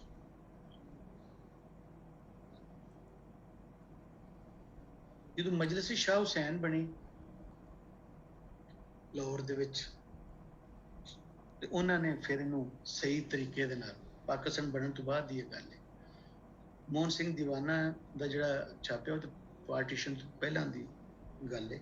ਉਸ ਤੋਂ ਬਾਅਦ ਮਜਲਿਸ ਸ਼ਾਹ ਹੁਸੈਨ ਬਣੀ, ਜਿਹਦੇ ਵਿੱਚ ਨਜਮ ਹੁਸੈਨ ਸੈਯਦ ਜਿਨ੍ਹਾਂ ਦੇ ਨਾਂ ਅਸੀਂ ਡੈਡੀਕੇਟ ਕੀਤਾ ਹੈ, ਤੇ ਉਹਨਾਂ ਦਾ ਬਹੁਤ ਵੱਡਾ ਨਾਂ ਹੈ, ਹੋਰ ਉਹਨਾਂ ਦੀ ਪੂਰੀ ਸੰਗਤ, ਕਈ ਨਾਂ ਨੇ ਉਹਦੇ ਵਿੱਚ। ਉਹਨਾਂ ਨੇ ਇਹਨੂੰ ਫਿਰ ਮਜਲਿਸ ਸ਼ਾਹ ਹੁਸੈਨ, ਉਹਦੇ ਵਿੱਚ ਵੈਸੇ ਪਹਿਲਾਂ ਸਫਦਰ ਮੀਰ ਔਰ ਐਰਿਕ ਸਿਪਰੀਅਨ ਔਰ ਬਹੁਤ ਸਾਰੇ ਆਸਿਫ ਖਾਨ ਸਾਹਿਬ ਔਰ ਇਸ ਤਰ੍ਹਾਂ ਦੇ ਬਹੁਤ ਸਾਰੇ ਨਾਂ ਆਉਂਦੇ ਨੇ। ਮੈਨੂੰ ਉਸ ਮਜਲਿਸ ਸ਼ਾਹ ਹੁਸੈਨ ਦੇ ਬਾਰੇ ਇੱਕ ਰਾਜਾ ਰਸਾਲੂ ਸਾਹਿਬ ਹੁੰਦੇ ਸਨ ਸਾਡੇ ਪੰਜਾਬੀ ਦੇ ਸ਼ਾਇਰ, ਵੈਸੇ ਉਹ ਕਿਸੇ ਇੰਟੈਲੀਜੈਂਸ ਏਜੰਸੀ ਦੇ ਸਨ, ਉਹ ਆਏ ਤੇ ਜਸੂਸੀ ਮੁਖਬਰੀ ਕਰਨ ਸਨ ਲੈਫਟਿਸਟਾਂ ਦੀ, ਮਾਰਕਸਿਸਟਾਂ ਦੀ, ਤੇ ਉੱਥੇ ਪੰਜਾਬੀ ਦੇ ਵਿੱਚ ਇਹਦੇ ਤੇ ਜ਼ੋਰ ਦਿੱਤਾ ਜਾ ਰਿਹਾ ਸੀ ਕਿ ਅਸੀਂ ਜੋ ਇਨਕਲਾਬ ਦੀ ਗੱਲ ਕਰ ਰਹੇ ਹਾਂ ਉਹਨੂੰ ਇਹਨਾਂ ਸੂਫੀਆਂ ਦੀ ਸ਼ਾਇਰੀ ਦੇ ਰਾਹੀਂ ਅਸੀਂ ਕਰੀਏ। ਉਹ ਫਿਰ ਜਿਹੜਾ ਰਾਜਾ ਰਸਾਲੂ ਸੀ ਉਹ ਸਾਰੀ ਜ਼ਿੰਦਗੀ ਇਹਨਾਂ ਦੇ ਨਾਲ ਹੀ ਰਿਹਾ। ਇਹਨਾਂ ਨੂੰ ਵੀ ਪਤਾ ਸੀ ਪੰਜਾਬੀ ਪਿਆਰਿਆਂ ਨੂੰ ਜਾਂ ਲੈਫਟਿਸਟਾਂ ਨੂੰ ਕਿ ਇਹ ਏਜੰਸੀਆਂ ਦਾ ਬੰਦਾ ਹੈ, ਤੇ ਏਜੰਸੀਆਂ ਨੂੰ ਵੀ ਪਤਾ ਸੀ ਕਿ ਇਹ ਜਿਹੜਾ ਰਾਜਾ ਰਸਾਲੂ ਹੈ ਇਹ ਮਤਲਬ ਇਹ ਇੰਨਾ ਜਿੰਨਾ ਕੁ ਕਰ ਸਕਦਾ ਹੋਏਗਾ ਉਹਨਾਂ ਕੁ ਉਹਨਾਂ ਦੇ ਵਾਸਤੇ ਕਰਦਾ ਹੋਏਗਾ। ਫਿਰ ਉਹ ਇਹਨਾਂ ਨੇ ਇੱਕ ਵਾਰੀ ਜਦੋਂ ਕਿਹਾ ਕਿ ਅਸੀਂ ਸ਼ਾਹ ਹੁਸੈਨ ਦਾ ਕਲਾਮ ਜਿਹੜਾ ਉਹਨੂੰ ਪੜ੍ਹਿਆ ਜਾਵੇ, ਕਿਧਰੇ ਗਾਇਆ ਜਾਵੇ, ਤੇ ਪੜ੍ਹਨ ਵਾਲਾ ਗਾਣ ਵਾਲਾ ਕੋਈ ਨਹੀਂ ਸੀ ਲੱਭ ਰਿਹਾ ਲਾਹੌਰ ਦੇ ਵਿੱਚ। ਪਤਾ ਲੱਗਾ ਜੀ ਇੱਕ ਹੀਰਾ ਮੰਡੀ ਦੀ ਇੱਕ ਗਾਣ ਵਾਲੀ ਹੈ ਨੈਤੀ ਬਾਈ ਢੇਰੋ ਵਾਲੀ, ਉਹ ਸ਼ਾਹ ਹੁਸੈਨ ਨੂੰ ਗਾਉਂਦੀ। ਤੇ ਰਾਜਾ ਰਸਾਲੂ ਨੇ ਮੈਨੂੰ ਗੱਲ ਦੱਸੀ ਕਿ ਮੈਂ ਜੋ ਕਿ ਏਜੰਸੀ ਉਹਨੇ ਕਰਨੀ ਕਿਹਾ ਮੈਂ ਏਜੰਸੀਆਂ ਦਾ ਬੰਦਾ, ਕਹਿੰਦਾ ਮੈਨੂੰ ਪੁਲਿਸ ਨਾਲ ਮੇਰੇ ਕੋਈ ਹੈ ਸਨ ਰਾਬਤੇ, ਮੇਰੇ ਜਾਣੂ ਸਨ ਕੁਝ ਪੁਲਿਸ ਵਾਲੇ, ਤੇ ਮੇਰੇ ਜ਼ਿੰਮੇ ਲੱਗਿਆ ਕਿ ਤੂੰ ਨੈਤੀ ਬਾਈ ਢੇਰੋ ਵਾਲੀ ਨੂੰ ਲੈ ਕੇ ਆ। ਨੈਤੀ ਬਾਈ ਢੇਰੋ ਵਾਲੇ ਨੂੰ ਉਹਨੇ ਲੈਣ, ਉਸ ਵੇਲੇ ਲੋਕੀ ਇਹ ਵੀ ਭੁੱਲ ਗਏ ਸਨ ਕਿ ਸ਼ਾਹ ਹੁਸੈਨ ਜਿਹੜਾ ਹੈ ਉਹ ਸ਼ਾਇਰ ਹੈ, ਉਹਦਾ ਕੋਈ ਕਲਾਮ ਹੈ। ਜਿਸ ਤਰ੍ਹਾਂ ਬਕਾਇਦਾ ਇੰਝ ਲੱਗਦਾ ਕਿ ਜਿਵੇਂ ਸ਼ਾਹ ਹੁਸੈਨ ਜਿਹੜੇ ਮਲਾਮਤੀ ਸ਼ਾਇਰ ਸਨ, ਜਿਵੇਂ ਉਹਨਾਂ ਨੂੰ ਮਾਰਿਆ ਜਾਂਦਾ, ਉਹਨਾਂ ਦੇ ਜਿਸਮਾਂ ਨੂੰ ਨਹੀਂ, ਉਹਨਾਂ ਦੇ ਕਲਾਮ ਨੂੰ ਜਿਵੇਂ ਮਾਰਿਆ ਜਾਂਦਾ ਹੈ, ਬਰਬਾਦ ਕੀਤਾ ਜਾਂਦਾ ਹੈ, ਖਿੰਡ ਮਤਲਬ ਉਹਨੂੰ ਸਾਂਭਿਆ ਨਹੀਂ ਜਾਂਦਾ, ਉਹਨੂੰ ਗਵਾਚ ਜਾਂਦਾ ਹੈ। ਬਕਾਇਦਾ ਇਹਦੇ ਵਾਸਤੇ ਕੋਈ ਕੋਸ਼ਿਸ਼ ਕੀਤੀ ਜਾਂਦੀ ਹੈ ਸਰਕਾਰ ਵੱਲੋਂ, ਦਰਬਾਰ ਵੱਲੋਂ, ਕਿਉਂਕਿ ਬਗਾਵਤ ਹੈ, ਇਨਕਲਾਬ ਹੈ, ਸੱਚ ਹੈ, ਤੇ ਰਾਜ ਸਾਰਾ ਤੇ ਝੂਠੋ ਝੂਠ ਹੁੰਦਾ, ਤੇ ਉਹਨੂੰ ਕਿੱਥੇ ਵਾਰਾ ਖਾਂਦਾ ਸੱਚ। ਤੇ ਫਿਰ ਉਹ ਨੈਤੀ ਬਾਈ ਉਹ ਕਹਿੰਦਾ ਕਿ ਮੈਂ ਉਹ ਪੁਲਿਸ ਵਾਲਾ ਜਿਹੜਾ ਉੱਥੇ ਟਿੱਬੀ ਥਾਣੇ ਦਾ ਪੁਲਿਸ ਵਾਲਾ ਸੀ ਮੰਡੀ ਬਹੁਦਿਨ ਜਾਂ ਗੁਜਰਾਤ ਦਾ ਪਿੱਛੂ, ਉਹਦੇ ਕੋਲ ਗਿਆ। ਮੈਂ ਉਹਨੂੰ ਜਾ ਕੇ ਆਖਿਆ ਕਿ ਇਸ ਤਰ੍ਹਾਂ ਨੈਤੀ ਬਾਈ ਢੇਰੋ ਵਾਲੀ ਨੂੰ ਅਸੀਂ ਬੁਲਾਣਾ, ਤੇ ਉਹ ਜਿਹੜਾ ਉੱਥੋਂ ਦਾ ਕਾਰਪੋਰੇਸ਼ਨ ਦਾ ਜਿਹੜਾ ਹਾਲ ਹੈ ਉੱਥੇ ਅਸੀਂ ਇੱਕ ਫੰਕਸ਼ਨ ਕਰਨਾ ਹੈ, ਇਹਦੇ ਵਿੱਚ ਕਾਫੀ ਗਾਈ ਜਾਏਗੀ। ਉਹਨੂੰ ਖੈਰ ਇੰਨੀ ਸਮਝ ਤੇ ਇਸ ਗੱਲ ਦੀ ਨਹੀਂ ਆ ਰਹੀ ਹੁੰਦੀ, ਪਰ ਉਹ ਕਹਿੰਦਾ ਕਿ ਮੈਂ ਨੈਤੀ ਬਾਈ ਢੇਰੋ ਵਾਲੀ ਤੱਕ ਤੈਨੂੰ ਲੈ ਜਾਵਾਂਗਾ, ਗੱਲ ਤੂੰ ਆਪ ਕਰਨੀ ਹੈ। ਜੇ ਉਹਨੇ ਕਿਹਾ ਮੈਂ ਗਾਵਾਂਗੀ ਤੇ ਉਹ ਗਾ ਦੇਗੀ, ਜੇ ਉਹਨੇ ਇਨਕਾਰ ਕੀਤਾ ਤੇ ਦੂਜੀ ਵਾਰੀ ਨਾ ਉਹਨੂੰ ਆਖੀ। ਇੰਝ ਲੱਗਦਾ ਜਿਵੇਂ ਉਹ ਵੀ ਕੋਈ ਫਕੀਰ ਸੀ ਨੈਤੀ ਬਾਈ ਢੇਰੋ ਵਾਲੀ। ਫਿਰ ਉਹ ਆਈ, ਫਿਰ ਉਹਨੇ ਗਾਇਆ, ਉਹਦੇ ਕਿੰਨੇ ਚਿੱਟੇ ਵਾਲ ਸੀ, ਬਹੁਤ ਸੋਹਣੇ, ਜਿਹੜਾ ਉਹਨੂੰ ਵੇਖਦਾ ਸੀ ਵੇਖਦੇ ਰਹਿ ਜਾਂਦਾ ਸੀ, ਬੁੱਢੀ ਹੋ ਗਈ ਸੀ, ਚਿੱਟੇ ਉਹਦੇ ਵਾਲ ਸਨ। ਤੋਂ ਵੇਖ ਕੇ ਉਹ ਕਹਿੰਦੇ ਨੇ ਨਜਮ ਹੁਸੈਨ ਸੈਯਦ ਸਾਹਿਬ ਨੇ ਮੈਨੂੰ ਦੱਸਿਆ ਕਿ ਸਾਨੂੰ ਇੰਝ ਲੱਗਦਾ ਸੀ ਕਿ ਜਿਵੇਂ ਇਹ ਕੋਈ ਜੱਜ ਹੈ, ਜੱਜ ਚਿੱਟੀਆਂ ਵਿਗਾਂ ਪਾਉਂਦੇ ਸਨ ਨਾ, ਤੇ ਕਹਿੰਦੇ ਸਾਨੂੰ ਇੰਝ ਲੱਗਦਾ ਸੀ ਜਿਵੇਂ ਕੋਈ ਜੱਜ ਬੈਠਾ ਹੈ ਉਹ ਤੇ ਗਾਣ ਵਾਸਤੇ ਨਾ ਸਟੇਜ। ਕਹਿੰਦੇ ਨੇ ਫਿਰ ਉਹਨੇ ਗਾਇਆ, ਤੇ ਉਹਨੇ ਇੱਕੋ ਹੀ ਸ਼ਰਤ ਰੱਖੀ ਸੀ ਕਿ ਮੈਨੂੰ ਤੁਸੀਂ 2 ਟਾਂਗੇ ਲੈ ਕੇ ਆਓਗੇ, ਇੱਕ ਟਾਂਗੇ ਤੇ ਮੇਰੇ ਸਾਜ਼ਾਂ ਵਾਲੇ ਬੈਠਣਗੇ, ਇੱਕ ਤੇ ਮੈਂ ਬੈਠਾਂਗੀ, ਤੇ ਫਿਰ ਜਿਸ ਵਕਤ ਮੈਂ ਗਾ ਲਵਾਂਗੀ ਤੇ ਫਿਰ ਤੁਸੀਂ ਮੈਨੂੰ ਸ਼ਾਹ ਜਮਾਲ ਦੇ ਮਜ਼ਾਰ ਤੇ ਤੁਸੀਂ ਛੱਡ ਆਵੋਗੇ, ਫਿਰ ਮੈਂ ਉੱਥੇ ਸ਼ਾਹ ਜਮਾਲ ਦੇ ਮਜ਼ਾਰ ਤੇ ਮੈਂ ਜਾਣਾ। ਇਹ ਉਹਨੇ ਨਾ ਕੋਈ ਪੈਸੇ ਮੰਗੇ, ਨਾ ਹੀ ਪੈਸੇ ਦੇਣ ਜੋਗੇ ਹੋਣਗੇ। ਉਹ ਤੇ ਬਹੁਤ ਮੈਨੂੰ ਉਹਦੇ ਬਾਰੇ ਹੀਰਾ ਮੰਡੀ ਜਿਹੜੀ ਸਾਡਾ ਕੰਜਰਾਂ ਦਾ ਕੰਜਰ ਮਹੱਲਾ ਜਿਹਨੂੰ ਜਾਂ ਹੀਰਾ ਮੰਡੀ ਕਹਿੰਦੇ ਨੇ, ਉੱਥੋਂ ਦੇ ਕੰਜਰਾਂ ਨੇ ਜਿਸ ਤਰ੍ਹਾਂ ਉਹਦਾ ਨੈਤੀ ਬਾਈ ਢੇਰੋ ਵਾਲੀ ਦਾ ਨਾਂ ਲੈਂਦੇ ਸਨ, ਬਿਲਕੁਲ ਇੰਝ ਸੀ ਜਿਵੇਂ ਕੋਈ ਪੀਰ ਹੁੰਦਾ ਹੈ, ਜਿਵੇਂ ਕੋਈ ਫਕੀਰ ਹੁੰਦਾ ਹੈ, ਜਿਵੇਂ ਕੋਈ ਬਜ਼ੁਰਗ ਹੁੰਦਾ ਹੈ, ਉਹਦਾ ਨਾਂ ਇੰਝ ਲੈਂਦੇ ਸੀ। ਉਹ ਜਿਹੜੀ ਸੀ ਨਾ, ਸਾਡੇ ਲਾਹੌਰ ਦੇ ਵਿੱਚ ਬਹੁਤ ਵੱਡਾ ਦਰਬਾਰ ਹੈ, ਦਾਤਾ ਸਾਹਿਬ ਦਾ ਦਰਬਾਰ ਉਹਨੂੰ ਕਹਿੰਦੇ। ਉਹ ਉੱਥੇ ਜਾਂਦੀ ਹੁੰਦੀ ਸੀ ਤੇ ਉੱਥੇ ਕਸ਼ਫੁਲ ਮਹਜੂਬ ਉਹਨਾਂ ਦੀ ਕਿਤਾਬ ਹੈ, ਕਸ਼ਫੁਲ ਮਹਜੂਬ। ਕਸ਼ਫ ਮਤਲਬ ਮਹਜੂਬ ਜੋ ਛੁਪਿਆ ਹੈ ਉਹਨੂੰ ਵੇਖਣਾ, ਕਸ਼ਫੁਲ ਮਹਜੂਬ ਇਹ ਫਾਰਸੀ ਦੇ ਵਿੱਚ ਉਹਨੇ ਕਿਤਾਬ ਲਿਖੀ, ਤੇ ਉਹਦਾ ਦਰਸ ਹੁੰਦਾ ਸੀ ਦਾਤਾ ਦਰਬਾਰ ਤੇ ਇਹ ਨੈਤੀ ਬਾਈ ਢੇਰੋ ਵਾਲੀ ਵੀ ਉੱਥੇ ਜਾਂਦੀ ਸੀ ਸੁਣਨ। ਤੋਂ ਜਿਸ ਵੇਲੇ ਸੁਣਨ ਜਾਂਦੀ ਸੀ ਤੇ ਸਾਰੇ ਲੋਕੀ ਨਾ ਉਹਦੇ ਵੱਲੋਂ ਵੇਖ ਰਹੇ ਹੁੰਦੇ ਸਨ, ਨੈਤੀ ਬਾਈ ਵੱਲੋਂ। ਤੇ ਮੌਲਵੀ ਨੂੰ ਚੰਗਾ ਨਹੀਂ ਸੀ ਲੱਗਦਾ ਜਿਹੜਾ ਦਰਸ ਦੇ ਰਿਹਾ ਹੁੰਦਾ ਸੀ। ਤੇ ਉਹਨੇ ਨੈਤੀ ਬਾਈ ਨੂੰ ਸੁਨੇਹਾ ਘੱਲਿਆ ਕਿ ਤੂੰ ਨਾ ਆਇਆ ਕਰ, ਮੈਂ ਆਪ ਆ ਕੇ ਤੈਨੂੰ ਨਾ ਦਰਸ ਦੇ ਦਿਆ ਕਰਾਂਗਾ। ਤੇਰੇ ਕੋਠੇ ਤੇ, ਜਿਹੜਾ ਉਹ ਕੰਜਰੀ ਦਾ ਕੋਠਾ ਹੁੰਦਾ ਨਾ, ਕਿ ਮੈਂ ਉੱਥੇ ਆ ਪਾਵਾਂਗਾ ਤੇ ਮੈਂ ਤੈਨੂੰ ਦੇ ਦਿਆਂਗਾ, ਤੂੰ ਇੱਥੇ ਨਾ ਆਏਗਾ, ਸਾਰੇ ਫਿਰ ਤੇਰੇ ਵੱਲੋਂ ਹੀ ਵੇਖ ਰਹੇ ਹੁੰਦੇ ਨੇ। ਖੈਰ ਉਹ ਜਿਹੜਾ ਉਹ ਮੌਲਵੀ ਸੀ ਉਹ ਚਲਾ ਗਿਆ ਅਨੈਤੀ ਬਾਈ ਨੂੰ ਦਰਸ ਦੇਣ ਵਾਸਤੇ, ਕਸ਼ਵਲ ਮੌਜੂਦ था। ਉਹ ਤੇ ਬਦਨੀਅਤ ਸੀ ਔਰ ਉਹ ਸਮਝ ਰਿਹਾ ਹੈਗਾ ਤੇ ਕੰਜਰੀ ਇਹ ਤੇ ਗਾਣ ਵਾਲੀ ਹੈ ਤੇ ਇਹਦੀ ਕੀ ਇੱਜ਼ਤ ਹੈ। ਤੇ ਉਹ ਉੱਥੇ ਚਲਾ ਗਿਆ ਤੇ ਉਹ ਜਦੋਂ ਥੋੜੀਆਂ ਬਹੁਤੀਆਂ ਗੱਲਾਂ ਤੋਂ ਬਾਅਦ ਉਹਨੂੰ ਕਹਿੰਦਾ ਕਿ ਮੈਂ ਤੈਨੂੰ ਦੱਸਿਆ ਨਾ ਵੀ ਬਦਨੀਅਤ ਹੋ ਗਈ, ਤੇ ਉਹਨੂੰ ਕਹਿੰਦਾ ਕਿ ਤੂੰ ਨਾ ਬੂਹਾ ਬੰਦ ਕਰ ਦੇ। ਨੈਤੀ ਬਾਈ ਉੱਠੀ ਤੇ ਉਹਨੇ ਬੂਹਾ ਬੰਦ ਕਰ ਦਿੱਤਾ। ਫਿਰ ਕਹਿੰਦਾ ਇਹ ਬਾਰੀ ਬੰਦ ਕਰ ਦੇ, ਫਿਰ ਉਹਨੇ ਇਹ ਬਾਰੀ ਬੰਦ ਕਰ ਦਿੱਤੀ। ਫਿਰ ਕਹਿੰਦਾ ਨਹੀਂ ਜੇ ਇਹ ਬਾਰੀ ਖੁੱਲੀ, ਹੁਣ ਮੌਲਵੀ ਹੈ ਨਾ, ਉਹਨੂੰ ਆਪਣੀ ਇੱਜ਼ਤ ਦਾ ਤੇ ਹੈ ਨਾ ਕਿ ਮੇਰੀ ਇੱਜ਼ਤ ਕਿਧਰੇ ਖਰਾਬ ਨਾ ਹੋਵੇ, ਨੈਤੀ ਦਾ ਤਾਂ ਕੋਈ ਮਸਲਾ ਨਹੀਂ। ਤੇ ਉਹ ਉਹਨੂੰ ਕਹਿ ਰਿਹਾ ਕਿ ਹੁਣ ਇਹ ਬਾਰੀ ਬੰਦ ਕਰ ਦੇ, ਹੁਣ ਇਹ ਇੱਥੇ ਕੋਈ ਵਿਰਲ ਲੈ ਤੇ ਇਹਨੂੰ ਵੀ ਬੰਦ ਕਰ ਦੇ। ਸਾਰਾ ਕੁਝ ਬੰਦ ਕਰਕੇ ਆਈ ਨਾ, ਤੇ ਉਹਨੂੰ ਕਹਿੰਦੀ ਹੈ ਮੌਲਵੀ ਨੂੰ ਨੈਤੀ ਬਾਈ ਕਿ ਮੇਰੇ ਕੋਲ ਇੱਕ ਬੂਹਾ ਬੰਦ ਨਹੀਂ ਹੋ ਰਿਹਾ। ਉਹਨੇ ਆਖਿਆ ਨਹੀਂ ਬੂਹੇ ਤੇ ਸਾਰੇ ਬੰਦ ਨੇ। ਕਹਿੰਦੀ ਨਹੀਂ ਇੱਕ ਬੂਹਾ ਨਹੀਂ ਬੰਦ ਹੋ ਰਿਹਾ। ਸੋਚੇ ਪੈ ਗਿਆ, ਫਿਰ ਵੇਖਿਆ ਉਹਨੇ ਕਿ ਸਾਰੇ ਬੂਹੇ ਤੇ ਬੰਦ ਨੇ, ਬਾਰੀਆਂ ਬੰਦ ਨੇ, ਸਾਰੀਆਂ ਜਿੱਥੇ ਚੀਤਾਂ ਵੀ ਸਨ ਉਹ ਵੀ ਬੰਦ ਕਰ ਦਿੱਤੀਆਂ, ਇਧਰੋਂ ਕੋਈ ਝਾਤੀ ਨਹੀਂ ਪਾ ਸਕਦਾ। ਉਹਨੇ ਕਿਹਾ ਨਹੀਂ ਇੱਕ ਬੂਹਾ ਖੁੱਲਾ ਹੈ। ਉਹਨੇ ਫਿਰ ਪੁੱਛਿਆ ਕੀ ਕਹਿ ਰਹੀ? ਉਹਨੇ ਕਿਹਾ ਇੱਕ ਬੂਹਾ ਖੁੱਲਾ ਹੈ। ਉਹਨੇ ਕਿਹਾ ਕਿਹੜਾ? ਉਹਨੇ ਕਿਹਾ ਰੱਬ ਵੇਖ ਰਿਹਾ। ਤੇ ਇੰਜ ਤੇ ਫਕੀਰ ਨੂੰ ਹੀ ਸ਼ਾਹ ਹੁਸੈਨ ਦਾ ਕਲਾਮ ਯਾਦ ਹੋ ਸਕਦਾ ਸੀ। ਫਿਰ ਇੱਕ ਸਾਡਾ ਗਵਈਆ ਸੀ ਹਾਮਦ ਅਲੀ ਬੇਲਾ, ਉਹਨੇ ਸਾਰੀ ਜ਼ਿੰਦਗੀ ਉਹ ਸ਼ਾਹ ਹੁਸੈਨ ਨੂੰ ਹੀ ਗਾਇਆ ਔਰ ਬੁੱਢਾ ਹੋ ਗਿਆ, ਫਕੀਰ ਮਤਲਬ ਗਰੀਬ ਸੀ। ਮੈਂ ਉਹਨੂੰ ਵੇਖਿਆ ਵੀ, ਮੈਂ ਉਹਨੂੰ ਮਿਲਿਆ ਵੀ, ਹੁਣ ਫੌਤ ਹੋ ਗਿਆ। ਉਹਨੇ ਸਾਰੀ ਜ਼ਿੰਦਗੀ ਸਿਰਫ ਸ਼ਾਹ ਹੁਸੈਨ ਨੂੰ ਗਾਇਆ। ਨਾ ਉਹ ਬਹੁਤੇ ਪੈਸੇ ਮੰਗਦਾ ਸੀ, ਨਾ ਉਹਨੂੰ ਕੋਈ ਪੈਸੇ ਇਹਨੇ ਦਿੰਦਾ ਵੀ ਕੋਈ ਨਹੀਂ ਸੀ, ਪਤਾ ਨਹੀਂ, ਪਰ ਉਹ ਗਰੀਬ ਹੀ ਸੀ, ਅੰਦਰੂਨ ਸ਼ਹਿਰ ਲਾਹੌਰ ਦੇ ਵਿੱਚ ਰਹਿੰਦਾ ਸੀ। ਤੇ ਬਿਮਾਰ ਹੋ ਗਿਆ ਬੁਢਾਪੇ, ਜਦੋਂ ਬੁੱਢਾ ਸੀ ਤੇ ਉਹਨੂੰ ਨਾ ਫਾਲਜ ਦਾ ਅਟੈਕ ਹੋਇਆ, ਪੈਰਾਲਿਸਿਸ ਦਾ ਨਾ ਅਟੈਕ ਹੋਇਆ। ਹੁਣ ਉਹ ਬੋਲਣ ਦੇ ਵਿੱਚ ਵੀ ਉਹਨੂੰ ਮਸਲਾ ਹੋ ਰਿਹਾ ਤੇ ਜਿਸਮ ਦੇ ਉੱਤੇ ਵੀ। ਜਿਸ ਵੇਲੇ ਉਹਨੂੰ ਅਟੈਕ ਹੋਇਆ ਤੇ ਉਸ ਵੇਲੇ ਉਹਦੇ ਅੰਦਰੋਂ ਇਹ ਗੱਲ ਨਿਕਲੀ ਕਿ ਸ਼ਾਹ ਹੁਸੈਨ ਨੂੰ ਕਹਿੰਦਾ ਹੈ ਕਿ ਹੁਣ ਆਪਣੀ ਗਾਈਆਂ ਆਪਣੀਆਂ ਕਾਫੀਆਂ। ਜਿਸ ਵੇਲੇ ਉਹਦੇ ਅੰਦਰ ਇਹ ਖਿਆਲ ਆਇਆ, ਉਸੇ ਵੇਲੇ ਹੀ ਉਹਦਾ ਬੂਹਾ ਖੜਕਿਆ। ਬੂਹਾ ਖੜਕਿਆ ਤੇ ਬਾਹਰ ਕੌਣ ਖਲੋਤਾ ਹੈ? ਸਾਡੇ ਲਾਹੌਰ ਦਾ ਇੱਕ ਬਹੁਤ ਵੱਡਾ ਫਿਜ਼ੀਸ਼ੀਅਨ ਸੀ, ਡਾਕਟਰ ਇਫਤਖਾਰ। ਇੱਥੇ ਰਿਵਾਜ਼ ਗਾਰਡਨ ਵਿੱਚ ਉਹਦਾ ਕਲੀਨਿਕ ਸੀ, ਬੜਾ ਮਸ਼ਹੂਰ, ਪੰਜਾਬੀ ਪਿਆਰਾ ਸੀ ਬੜਾ, ਇਹਨਾਂ ਸੂਫੀਆਂ ਦਾ ਬਹੁਤ ਉਹਨੂੰ ਸ਼ੌਕ ਸੀ ਸ਼ਾਇਰੀ ਚ। ਐਗਜ਼ੈਕਟ ਉਸੇ ਟਾਈਮ ਜਦੋਂ ਉਹ ਸੋਚ ਰਿਹਾ ਕਿ ਹੁਣ ਸ਼ਾਹ ਹੁਸੈਨ ਨਾ ਕੌਣ ਗਾਏਗਾ ਤੇਰੀਆਂ ਕਾਫੀਆਂ, ਮੈਂ ਤੇ ਹੁਣ ਨਹੀਂ ਗਾ ਸਕਦਾ, ਹੁਣ ਆਪ ਹੀ ਗਾਈ। ਉਸੇ ਵੇਲੇ ਉਹਦੇ ਬੂਹਾ ਖੜਕਿਆ ਤੇ ਉਹਨੇ ਫਿਰ ਉਹਦਾ ਇਲਾਜ ਕੀਤਾ, ਫਿਰ ਉਹ ਠੀਕ ਹੋਇਆ। ਫਿਰ ਉਹ ਮਰਨ ਤੱਕ ਸ਼ਾਹ ਹੁਸੈਨ ਦੀਆਂ ਕਾਫੀਆਂ ਗਾਉਂਦਾ ਰਿਹਾ। ਔਰ ਜੇ ਉਹਨੇ ਜਿਵੇਂ ਦਾ ਗਾਇਆ ਉਂਝ ਤਾਂ ਹੋਰ ਕਿਸੇ ਕੋਲ ਗਾਇਆ ਵੀ ਨਹੀਂ ਗਿਆ। ਮਾਏ ਨੀ ਮੈਂ ਕਿਨੂੰ ਦਰਦ ਵਿਛੋੜਦਾ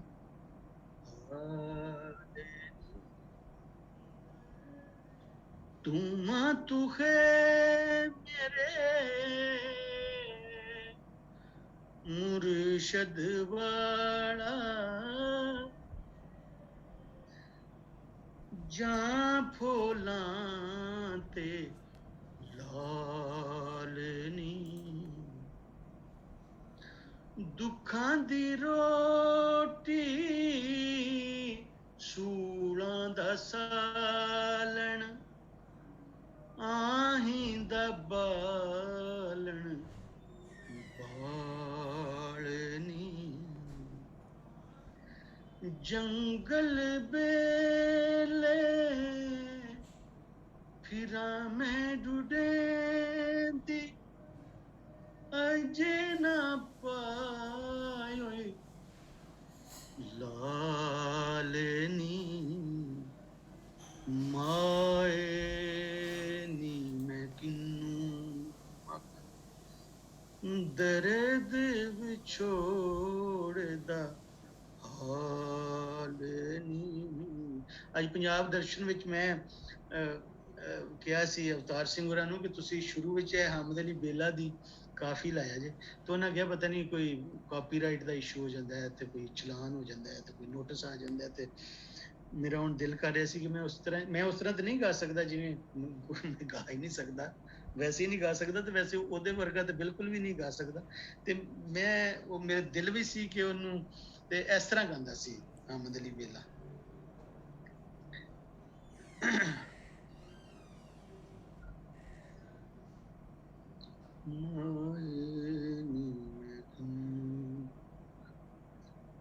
ਦਰਦ ਵਿਛੋੜਦਾ ਹਾਲ ਨੀ।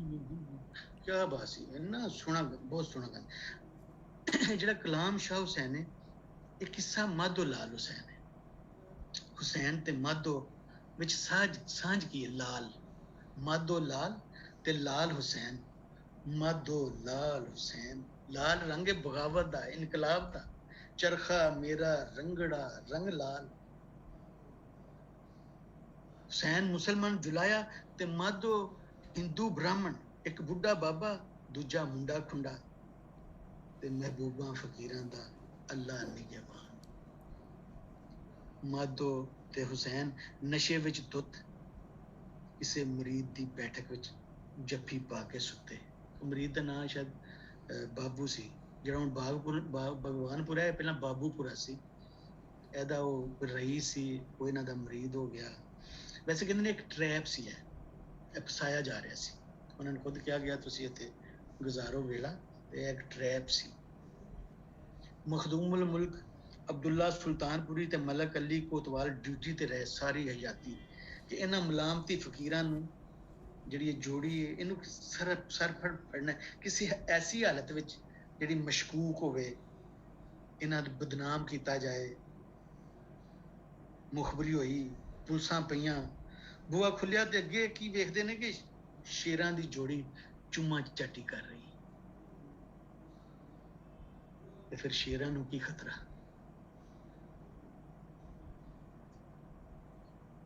ਲੋਕਾਂ ਗਿੱਦੜਾਂ ਦੀ ਫੌਜ ਦੌੜਦੀ ਵੇਖੀ।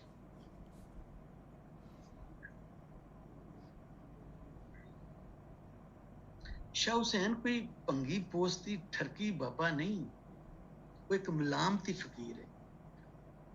ਮਲਾਮਤ ਫਕੀਰੀ ਦਾ ਇੱਕ ਰੰਗ ਹੈ, ਆਪਣੇ ਆਪ ਨੂੰ ਮੰਦਾ ਖਵਾਣਾ, ਅਜਿਹੇ ਕੰਮ ਕਰਨਾ ਜਿਹਦੇ ਅਲਾਮਾ ਆਵੇ। ਮਲਾਮਤ ਅਸਲ ਵਿੱਚ ਮਲਾਮਾ ਅਰਬੀ ਦਾ ਲਫ਼ਜ਼, ਪਹਿਲਾਂ ਵੀ ਮੈਂ ਹੋ ਸਕਦਾ ਦੱਸਿਆ ਹੋਵੇ। ਪੰਜਾਬੀ ਵਿੱਚ ਉਹ ਮਲਾਮਾ ਹੀ ਉਲਾਮਾ ਬਣਿਆ। ਹੁਸੈਨ 10 ਸਾਲ ਦਾ ਸੀ ਜਦੋਂ ਉਹ ਮਦਰਸੇ ਵਿੱਚ ਦਾਖਲ ਹੋਇਆ। ਸਰਫੋ ਨਾਬ, ਕੁਰਾਨ, ਫਿਕਾ, ਤਫਸੀਰ, ਮੰਤਕ, ਨਜੂਮ ਸਭ ਕੁਝ ਪੜ੍ਹਿਆ, ਜੋ ਇਲਮ ਉਸ ਵੇਲੇ ਸੀ, ਫਾਰਸੀ, ਅਰਬੀ ਸਾਰਾ ਕੁਝ ਜਾਣਦੇ ਸਨ। 36 ਸਾਲ ਦੀ ਉਹਨਾਂ ਦੀ ਉਮਰ ਸੀ ਤੇ ਇੱਕ ਵਕੂਆ ਹੋਇਆ ਕਿ ਸ਼ੇਖ ਸਾਦੁੱਲਾ ਕੋਲੋਂ, ਜਿਹੜਾ ਉਹਨਾਂ ਦਾ ਉਸਤਾਦ ਸ਼ੇਖ ਸਾਦੁੱਲਾ ਹੀ ਮੀਆਂ ਮੀਰ ਦਾ ਵੀ ਉਸਤਾਦ ਸੀ। ਮੀਆਂ ਮੀਰ ਤੇ ਸ਼ਾਹ ਹੁਸੈਨ ਦੋਵੇਂ ਉਸਤਾਦ ਭਾਈ ਵੀ ਨੇ। ਉਹ ਵੈਸੇ ਬਹੁਤ ਬਾਅਦ ਵਿੱਚ ਹੋਏ।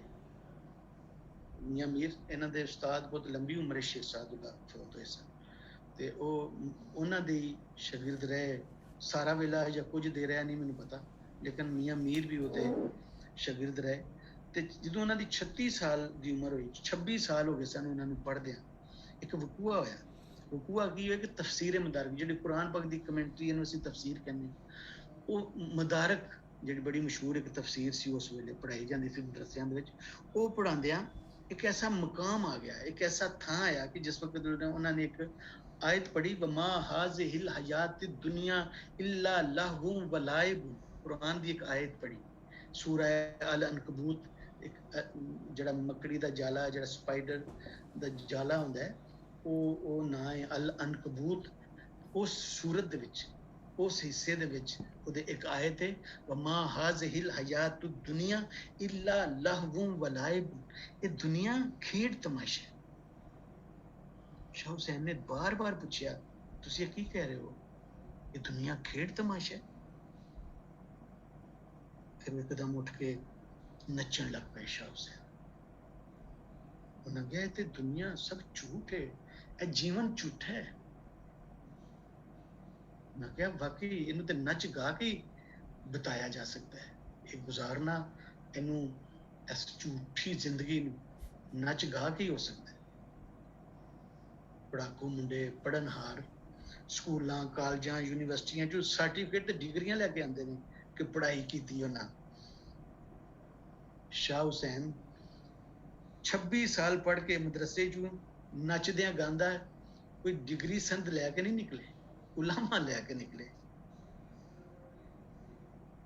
ਸ਼ਾਹ ਹੁਸੈਨ ਦੇ ਬਾਰੇ ਸਾਨੂੰ ਰਸਾਲਾ ਬਹਾਰੀਆ, ਜਹਾਂਗੀਰ ਦੇ ਜ਼ਮਾਨੇ ਵਿੱਚ ਇੱਕ ਬਹਾਰ ਖਾਨ ਕੋਈ ਸੀ, ਉਹਨੇ ਜਹਾਂਗੀਰ ਨੇ ਲਿਖਵਾਇਆ ਸੀ ਰਸਾਲਾ, ਉਹਨੂੰ ਰਸਾਲਾ ਬਹਾਰੀਆ ਕਹਿੰਦੇ ਨੇ ਸ਼ਾਹ ਹੁਸੈਨ ਦੇ ਬਾਰੇ 'ਚ।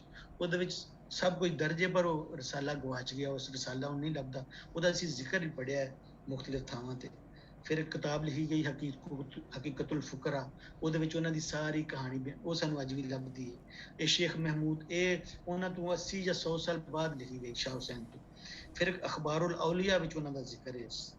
ਫਿਰ ਉਹਨਾਂ ਦਾ ਹਸਨਾਤੁਲ ਆਰਫੀਨ, ਦਾਰਾ ਸ਼ਕੋ ਨੇ ਉਹਨਾਂ ਦਾ ਜ਼ਿਕਰ ਕੀਤਾ। ਤਹਿਕੀਕਾਤ ਚਿਸ਼ਤੀ 'ਚ ਪੂਰਾ ਉਹਨਾਂ ਨੇ ਸ਼ਾਹ ਹੁਸੈਨ ਦਾ ਜਿਹੜਾ ਕਿੱਸਾ ਹੈ ਉਹ ਸਾਰਾ ਬਿਆਨ ਕੀਤਾ।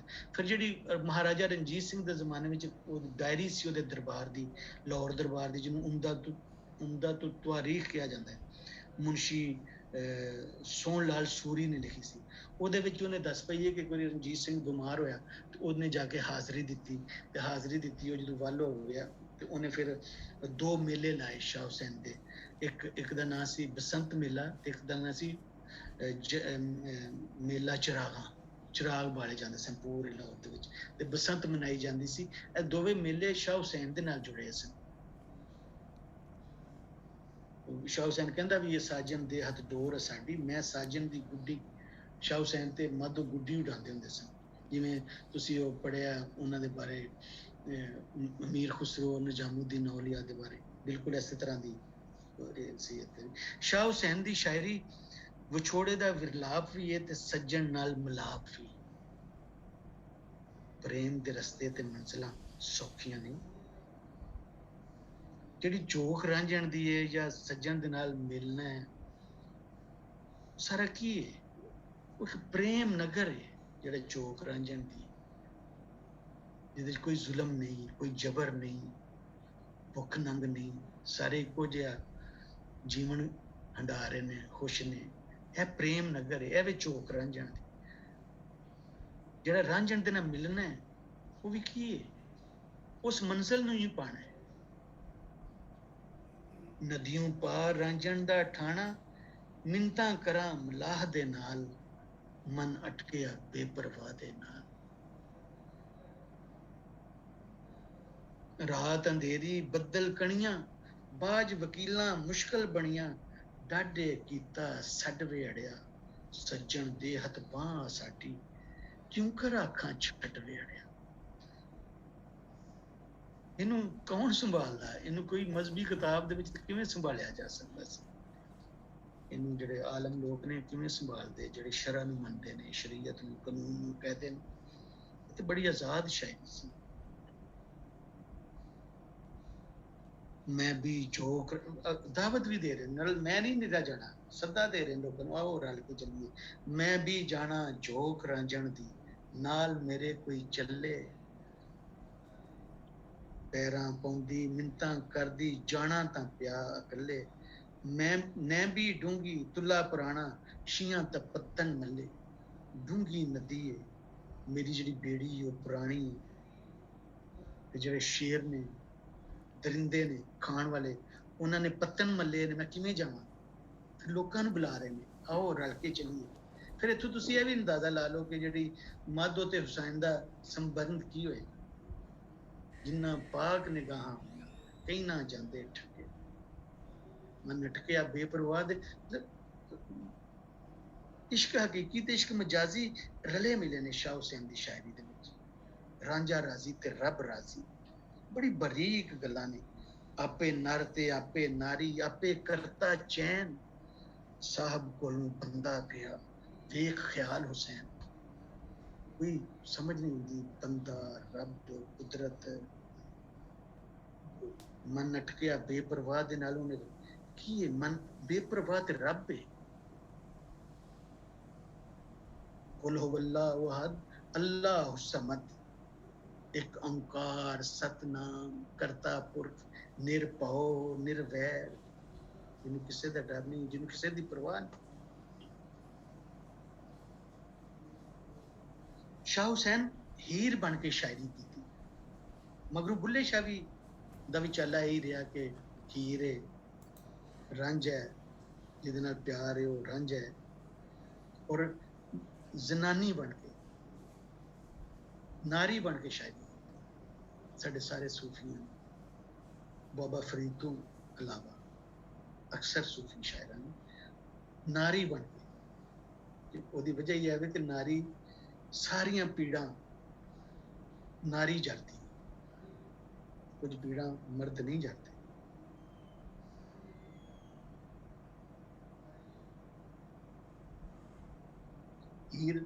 ਹੀਰ ਇੱਕ ਜਵਾਨ ਮੁਟਿਆਰ ਆਪਣੀ ਜਵਾਨੀ ਵਿੱਚ ਮਸਤ ਅਟਕੇਲੀਆਂ ਕਰਦੀ ਫਿਰਦੀ, ਲਟਕੇਂਦੀ ਫਿਰਦੀ। ਸ਼ਾਹ ਹੁਸੈਨ ਉਹਨੂੰ ਕਹਿੰਦੇ ਨੇ ਕਿ ਲਟਕੇਂਦੀ ਫਿਰਦੀ ਹੈ, ਮੌਜਾਂ ਮਸਤੀਆਂ ਕਰਦੀ, ਤੇ ਮਾਂ ਉਹਨੂੰ ਮਤਾਂ ਦੇ ਰਹੀ ਹੈ ਕਿ ਧੀਏ ਕੁਝ ਕਤਲ ਹੈ। ਉਹਨੂੰ ਕਹਿ ਰਹੀ ਹੈ ਕਿ ਤੂੰ ਦਾਜ ਵੀ ਹੋਣੀ ਹੈ, ਤੇਰੇ ਕੋਲ ਦਾਜ ਕੋਈ ਨਹੀਂ। ਚੱਲੀਏ, ਉਹਨੂੰ ਝੱਲੀ ਕਹਿ ਰਹੀ ਕਿ ਤੈਨੂੰ ਕੱਤ ਨਹੀਂ ਰਹੀ, ਤੈਨੂੰ ਕੱਤਣਾ ਨਹੀਂ ਆਂਦਾ।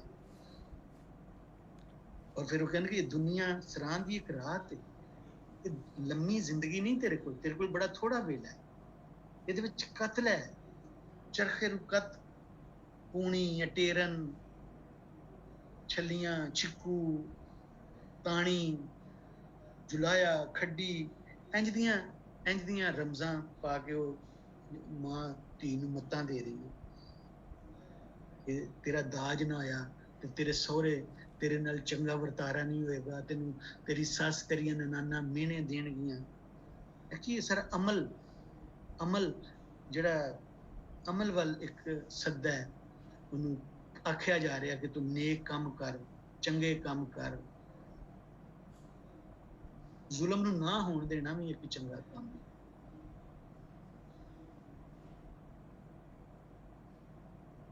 ਰਾਂਝਾ ਚੋਗੀ ਉਹੀ ਜਿਹੜੀ ਹੀਰ, ਫਿਰ ਉਹ ਕਹਿੰਦੀ ਉਹ ਨਾਲ ਇਸ਼ਕ ਕਰ ਰਹੀ ਹੈ, ਉਹ ਜਿਹੜੀ ਤੰਦਾਂ ਕੱਤ ਰਹੀ ਹੈ, ਉਹਦੀ ਯਾਦ ਵਿੱਚ ਉਹਨੂੰ ਫਿਰ ਇਸ਼ਕ ਹੋ ਗਿਆ ਹੈ। ਫਿਰ ਉਹ ਕਹਿ ਰਹੀ ਹੈ ਮਾਂ ਨੂੰ ਕਿ ਤੂੰ ਮੈਨੂੰ ਖੇੜਿਆਂ ਦੀ ਗੱਲ ਨਾ ਆਖ, ਨੀ ਮਾਏ ਮੈਨੂੰ ਖੇੜਿਆਂ ਦੀ ਗੱਲ ਨਾ ਆਖ, ਮੈਂ ਤੇ ਰਾਂਝੇ ਦੇ ਨਾਲ ਜਾਣਾ ਹੈ। ਉਹੀ ਹੀਰ ਫਿਰ ਉਹ ਜਿਹੜਾ ਚਰਖਾ ਕੱਤਣ ਦੀ ਉਹਦੀ ਉਮਰ ਦੇ ਨਾਲ ਉਹ ਇਹ ਕੰਮ ਕਰ ਰਹੀ ਹੈ। ਔਰ ਉਹ ਵਿਆਹ ਕਿਹਦੇ ਨਾਲ, ਰਾਂਝੇ ਨਾਲ ਹੀ ਜਾਣਾ ਚਾਹੁੰਦੀ, ਉਹ ਖੇੜਿਆਂ ਨਾਲ ਨਹੀਂ ਜਾਣਾ ਚਾਹੁੰਦੀ। ਵੇਲਾ ਸਿਮਰਨ ਦਾ ਨੀ, ਉੱਠੀ ਰਾਮ ਧਿਆਈ। ਸ਼ਾਹ ਹੁਸੈਨ ਇੱਕ ਹੋਰ ਥਾਂ ਕਹਿੰਦੇ ਨੇ, ਵੇਲਾ ਸਿਮਰਨ ਦਾ ਨੀ, ਉੱਠੀ ਰਾਮ ਧਿਆਏ, ਹੱਥ ਮਲੇ ਮਲ ਪਛੋਤਾਸੀ, ਵੈਸੀਆ ਵਕਤ ਵਿਹਾਏ। ਇਸ ਤਿੜੇ ਤੂੰ ਭਰ ਗਈਆਂ, ਆਪਣੀ ਵਾਰ ਲੰਘਾਏ। ਇੱਕ ਨਾ ਭਰਿਆ ਇੱਕ ਭਰ ਗਈਆਂ, ਇੱਕ ਘਰੇ ਇੱਕ ਰਾਏ। ਕਹੇ ਹੁਸੈਨ ਫਕੀਰ ਸਾਈਂ ਦਾ, ਆਤਣ ਫੇਰਾ ਪਾਏ। ਆਤਣ ਜਿੱਥੇ ਔਰਤਾਂ ਕੰਮ ਕਰਦੀਆਂ ਨੇ ਰਲ ਕੇ, ਜਿਵੇਂ ਤਰਿੰਜਣ, ਕਿ ਆਤਣ ਫੇਰਾ। ਆਤਣ ਮੈਦਾਨ ਦਾ ਅਮਲ ਹੈ, ਅਮਲ ਦਾ ਮੈਦਾਨ ਹੈ, ਮੈਦਾਨੇ ਅਮਲ, ਐਕਸ਼ਨ ਦਾ ਥਾਂ ਹੈ।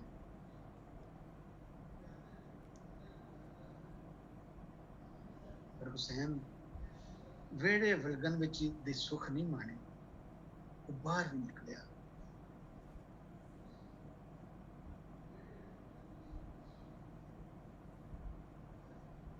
ਜੋ ਰਾਜ ਦਰਬਾਰ ਦੇ ਕਾਲੇ ਕਰਤੂਤ, ਉਹ ਉਹਦੇ ਤੋਲੇ ਨਹੀਂ ਸਨ।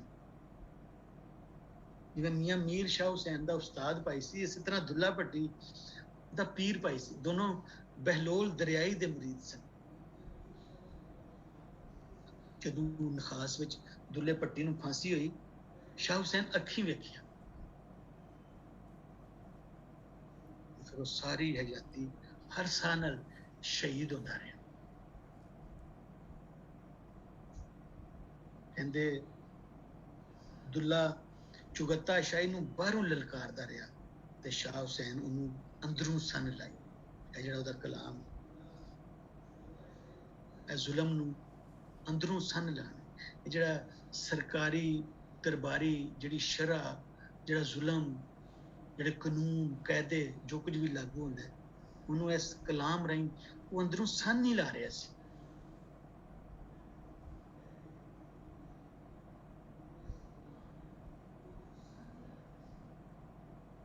ਉਹ ਸ਼ਾਹ ਹੁਸੈਨ ਨੂੰ ਇਹ ਜਿਹੜਾ ਸਿਆਸੀ ਮੈਦਾਨ ਇਹ ਚੌਗਾਨ ਦਿਸਦਾ ਸੀ, ਚੌਗਾਨ ਜਿੱਥੇ ਮੈਚ ਚੱਲ ਰਿਹਾ, दिन चार चौगान में खेल खड़ी, वेखा कौन जीते बाजी कौन हारे, घोड़ा कौन का चाक चालाक चाले, वेखा हाथ हिम्मत कर कौन डारे, इस जू पर बाजियां आन पड़ी, वेखा गोए मैदान में कौन मारे, हाय हाय जहान पुकारता है, समझ खेलबाजी शाह हुसैन प्यारे।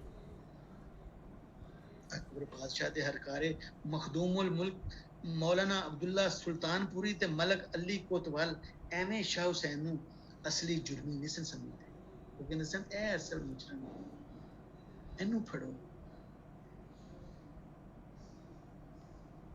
जो वेखदा जो समझदा वो बोल देंदा, वो सच बोलन दा मुजरम। मियां गल सुनी ना जांदी सच्ची, सच्ची गल सुनीवे क्यों कर, कच्ची हड्डां विच रची, सच्ची गल सुनी तिनाहा चिणंग जिना तन मच्छी। अज प्रोपेगेंडे दा जमाना है, जिन्होंने ਅਸੀਂ ਮਾਡਰਨ ਜ਼ਮਾਨਾ ਕਹਿ ਰਹੇ, ਫਕੀਰੀ ਹੁਣ ਬੈਕਵਰਡ ਹੋ ਗਈ ਹੈ, ਯੂਜ਼ਲੈਸ, ਆਬਸੋਲੀਟ। ਪਰ ਫਕੀਰੀ ਇੱਕ ਸਦਾ ਬਹਾਰ ਗੀਤ ਹੈ, ਇਸ ਵੱਜਦੀ ਹੀ ਰਹਿਣਾ। ਤੇ ਫਕੀਰ ਕਦੀ ਮਰਦੇ ਨਹੀਂ, ਉਹਨਾਂ ਦਾ ਵਿਸਾਲ ਹੁੰਦਾ, ਆਪਣੇ ਅਸਲ ਨਾਲ ਮਿਲਦੇ ਨੇ, ਉਹਨਾਂ ਦਾ ਵਿਸਾਲ ਹੁੰਦਾ ਹੈ, ਵਿਸਾਲ ਮਿਲਣਾ, ਆਪਣੇ ਅਸਲ ਨਾਲ ਮਿਲਦੇ ਨੇ, ਉਹਨਾਂ ਦਾ ਵਿਸਾਲ ਹੁੰਦਾ ਹੈ। ਇਹਨੂੰ ਜੋਤੀ ਜੋਤ ਕਹਿ ਲਵੋ, ਭਾਵੇਂ ਮਿੱਟੀ ਵਿੱਚ ਮਿੱਟੀ ਕਹਿ ਲਵੋ। ਫਕੀਰ ਜੰਮਦੇ ਵੀ ਨਹੀਂ, ਉਹਨਾਂ ਦਾ ਜ਼ਹੂਰ ਹੁੰਦਾ ਹੈ, ਜ਼ਾਹਿਰ ਹੁੰਦੇ ਨੇ। ਜਿਹੜੇ ਸਾਲ ਫਕੀਰ ਬਾਬੇ ਨਾਨਕ ਦਾ ਵਿਸਾਲ ਹੋਇਆ 1538, ਉਸੇ ਸਾਲ ਫਕੀਰ ਸ਼ਾਹ ਹੁਸੈਨ ਦਾ ਜ਼ਹੂਰ ਹੋਇਆ, ਜਿਹਨੇ ਆਪਣੇ ਬਾਰੇ ਇਹ ਦੱਸ ਪਾਈ, अन्नी हुसैनू जलाहा, ना उस मूल ना लाहा, ना उस गंड ना साहा, ना घर बारी ना मुसाफिर, ना वो मोमन ना वो काफिर, जो आहा सो आहा, अन्नी हुसैनू जुलाहा।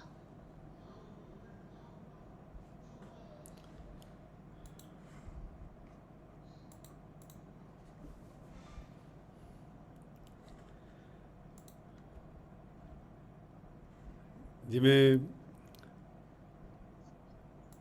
ਮਿਰਜ਼ਾ ਗਾਲਿਬ ਸਾਹਿਬ ਨੇ ਕਿਹਾ, ਜ਼ਿਕਰ ਉਸ ਪਰਿਵਸ਼ ਕਾ ਔਰ ਫਿਰ ਬਿਆਨ ਆਪਣਾ।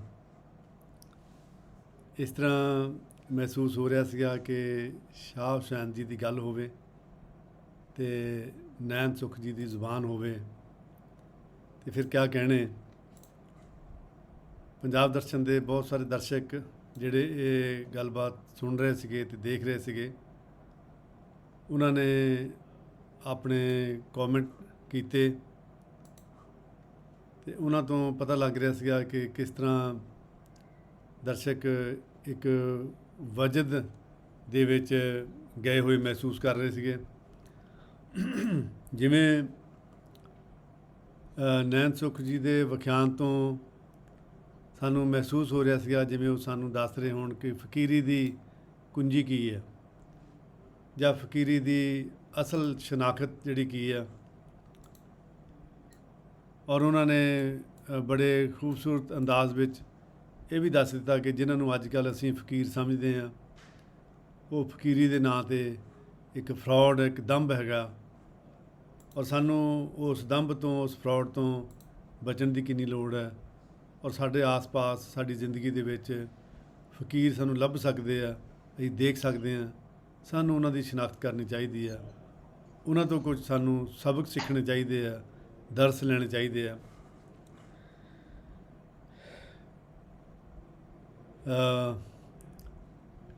ਜੀ ਨਹੀਂ ਕਰਦਾ ਹੁੰਦਾ ਕਿ ਨੈਣ ਸੁੱਖ ਜੀ ਆਪਣੇ ਵਿਖਿਆਨ ਦੀ ਸਮਾਪਤੀ ਕਰਨ, ਲੇਕਿਨ ਫਿਰ ਵੀ ਸਮਾਂ ਜਿਹੜਾ ਬੇਸ਼ੱਕ ਅਸੀਂ ਖਿਆਲ ਨਾ ਰੱਖੀਏ ਤਾਂ ਵੀ ਸਾਨੂੰ ਸਮੇਂ ਦਾ ਖਿਆਲ ਰੱਖਣਾ ਪੈਂਦਾ। ਮੈਂ ਇੱਕ ਪੰਜਾਬ ਦਰਸ਼ਨ ਦੀ ਪਰੰਪਰਾ ਮੁਤਾਬਕ ਜਿਨ੍ਹਾਂ ਸੱਜਣਾ ਨੇ ਇਸ ਵਿਖਿਆਨ ਨੂੰ ਸਰਵਣ ਕੀਤਾ, ਦੇਖਿਆ, ਉਹਨਾਂ ਦੇ ਨਾਂ ਲੈਣੇ ਚਾਹੁੰਦਾ। ਗੁਰਬਚਨ ਸਿੰਘ ਸਾਗਰੀ ਅੰਡੇਮਾਨ ਤੋਂ, ਡਾਕਟਰ ਰਣਜੀਤ ਸਿੰਘ ਬਾਜਵਾ ਸਾਬਕਾ ਪ੍ਰੋਫੈਸਰ ਗੁਰੂ ਨਾਨਕ ਦੇਵ ਯੂਨੀਵਰਸਿਟੀ ਅੰਮ੍ਰਿਤਸਰ, ਵਿਵੇਕ ਸਚਦੇਵਾ, ਰਾਜਨਦੀਪ, ਗੁਰਦਾਸ ਡਡਵਾਲ, ਰਮਨਦੀਪ ਸਿੰਘ, ਰਾਮ ਸਿੰਘ, ਅਸ਼ਵਿੰਦਰ USA ਤੋਂ, ਸਵਰਨਜੀਤ ਬਰਾੜ ਕੈਨੇਡਾ ਤੋਂ, ਮੋਹਨ ਬੇਗੋਵਾਲ, ਅਵਤਾਰ ਸਿੰਘ ਪਤੰਗ ਪੰਜਾਬ ਯੂਨੀਵਰਸਿਟੀ ਚੰਡੀਗੜ੍ਹ ਤੋਂ, ਡਾਕਟਰ ਸੁਨੀਤਾ ਘੁੰਮਣ, ਪ੍ਰੋਫੈਸਰ ਸੁਰਿੰਦਰ ਖੰਨਾ, ਗੁਰਮੇਲ ਸਿੰਘ, ਪ੍ਰੋਫੈਸਰ ਪਰਮਜੀਤ ਮੀਸ਼ਾ। ਇਹ ਉਹ ਸ਼ਖਸ ਜਿਨ੍ਹਾਂ ਨੇ ਨੈਣ ਸੁਖ ਜੀ ਦੀਆਂ ਕਿਤਾਬਾਂ ਸ਼ਾਹਮੁਖੀ ਤੋਂ ਗੁਰਮੁਖੀ ਵਿੱਚ ਅਨੁਵਾਦ ਕੀਤੀਆਂ ਅਤੇ ਛਾਪੀਆਂ। ਮੀਸ਼ਾ ਸਾਹਿਬ, ਅਸੀਂ ਇਹਨਾਂ ਦਾ ਬੜਾ ਧੰਨਵਾਦੀ ਹਾਂ। ਮੇਰੇ ਖਿਆਲ ਇਸ ਪੰਜਾਬ ਨੂੰ ਜੇ ਨੈਣ ਸੁਖ ਜੀ ਦਾ ਪਤਾ ਤਾਂ ਉਹ ਮੀਸ਼ਾ ਜੀ ਰਾਹੀਂ, ਉਹਨਾਂ ਦੀ ਮਿਹਨਤ ਰਾਹੀਂ ਪਤਾ ਲੱਗਿਆ। ਰੁਪਿੰਦਰ ਸਿੰਘ ਔਲਖ, ਮੋਹਿੰਦਰਪਾਲ ਬੱਬੀ, ਤਰਲੋਚਨ ਸਿੰਘ ਦੁਪਾਲਪੁਰ USA ਤੋਂ, ਗੁਰਪ੍ਰੀਤ, ਜਤਿੰਦਰਪਾਲ ਸਿੰਘ ਚੰਡੀਗੜ੍ਹ ਤੋਂ, ਪ੍ਰੋਫੈਸਰ ਪਰਮਜੀਤ ਸਿੰਘ ਸਿੱਧੂ ਗੁਰੂ ਨਾਨਕ ਦੇਵ ਯੂਨੀਵਰਸਿਟੀ ਅੰਮ੍ਰਿਤਸਰ ਦੇ ਪ੍ਰੋਫੈਸਰ, ਜਿਨ੍ਹਾਂ ਦਾ ਅਸੀਂ ਪਿੱਛੇ ਜਿਹੇ ਲੈਕਚਰ ਵੀ ਕਰਵਾਇਆ ਸੀਗਾ।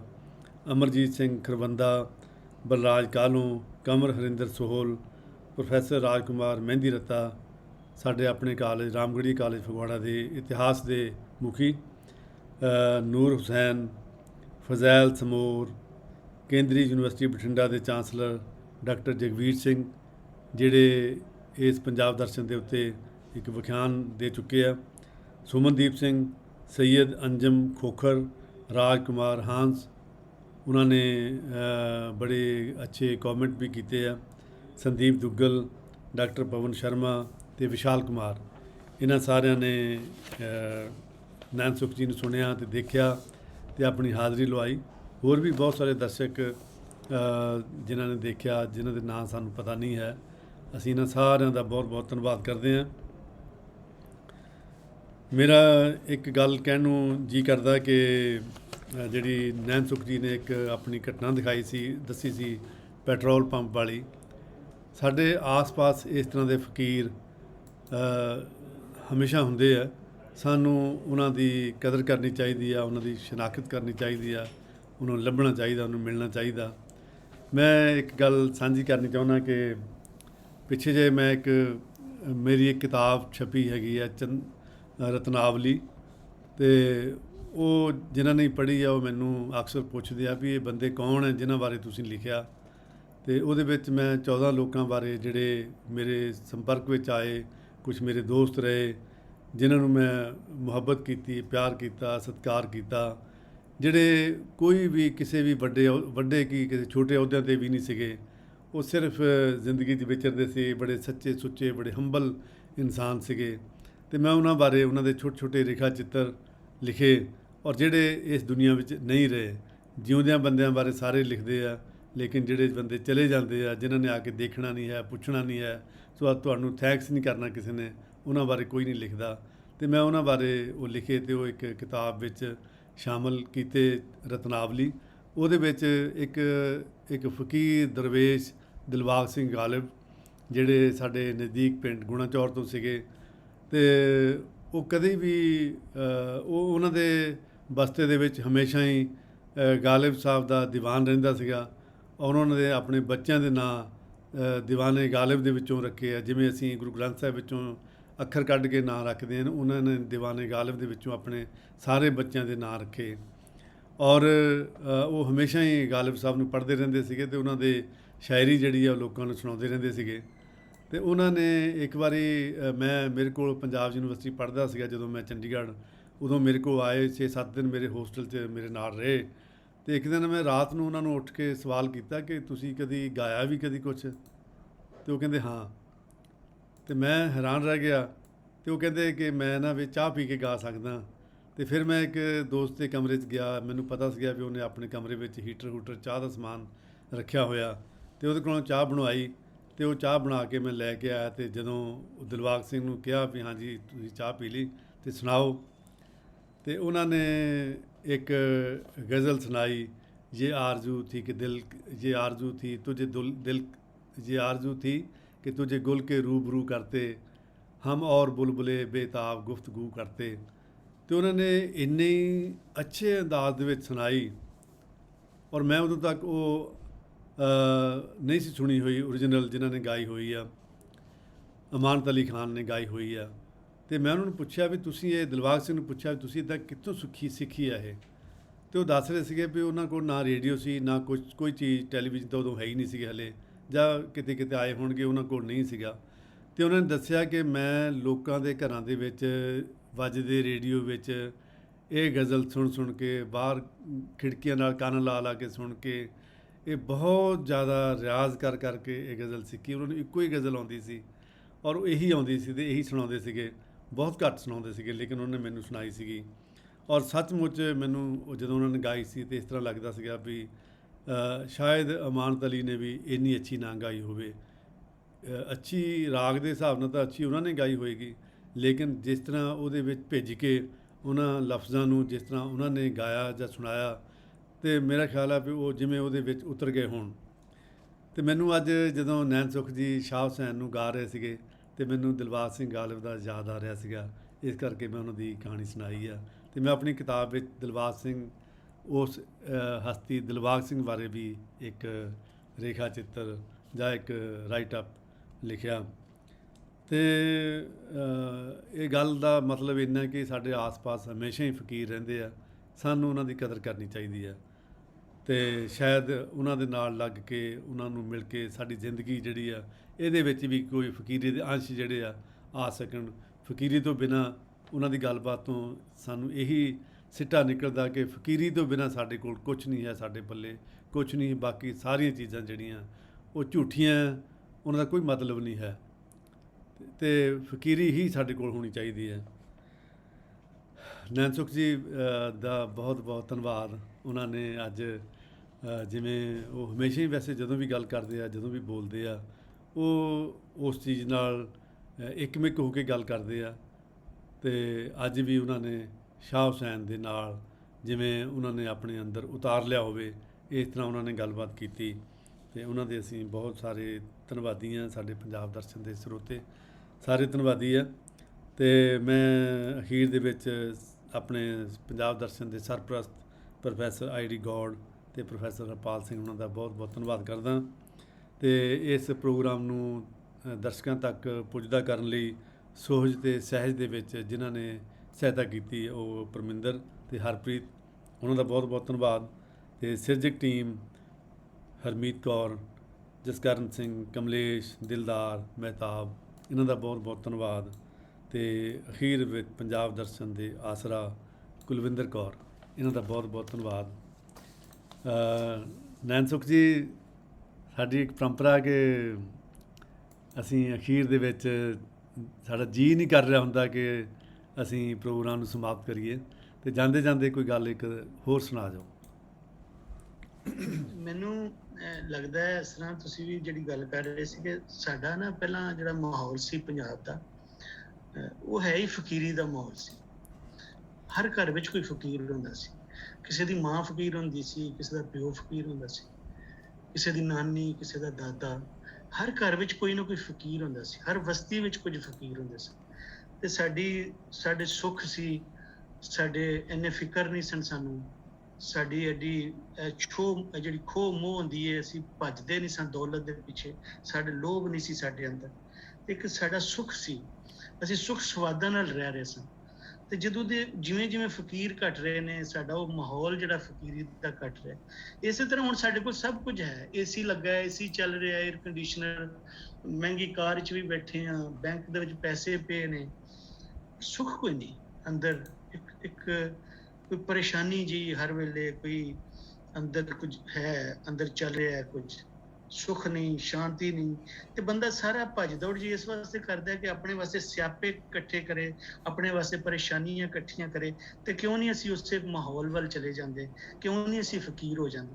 ਫਕੀਰੀ ਵਾਸਤੇ ਜ਼ਰੂਰੀ ਨਹੀਂ ਤੁਸੀਂ ਲੰਮੇ ਵਾਲ ਵਧਾਓ, ਤੁਸੀਂ ਖੁੱਲੇ ਚੋਲੇ ਪਾਓ, ਤੁਸੀਂ ਕੰਨ ਵਿੱਚ ਉਹ ਮੁੰਦਰਾਂ ਪਾਓ, ਗਲੇ ਵਿੱਚ ਮਾਲਾ ਪਾਓ।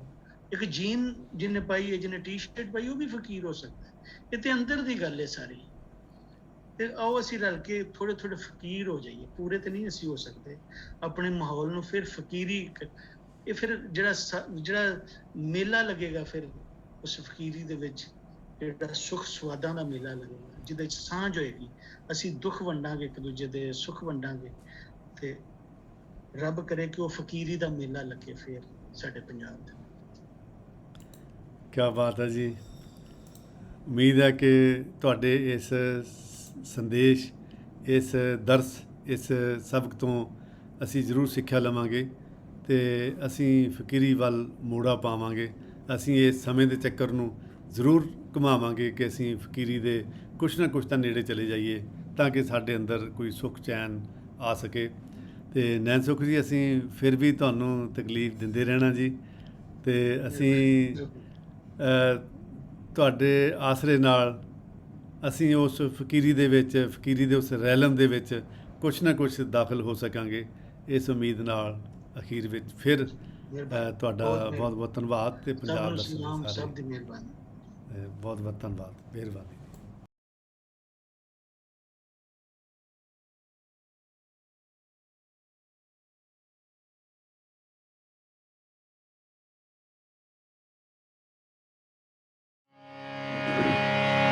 रब्बा मेरे हाल दा मेरे मतू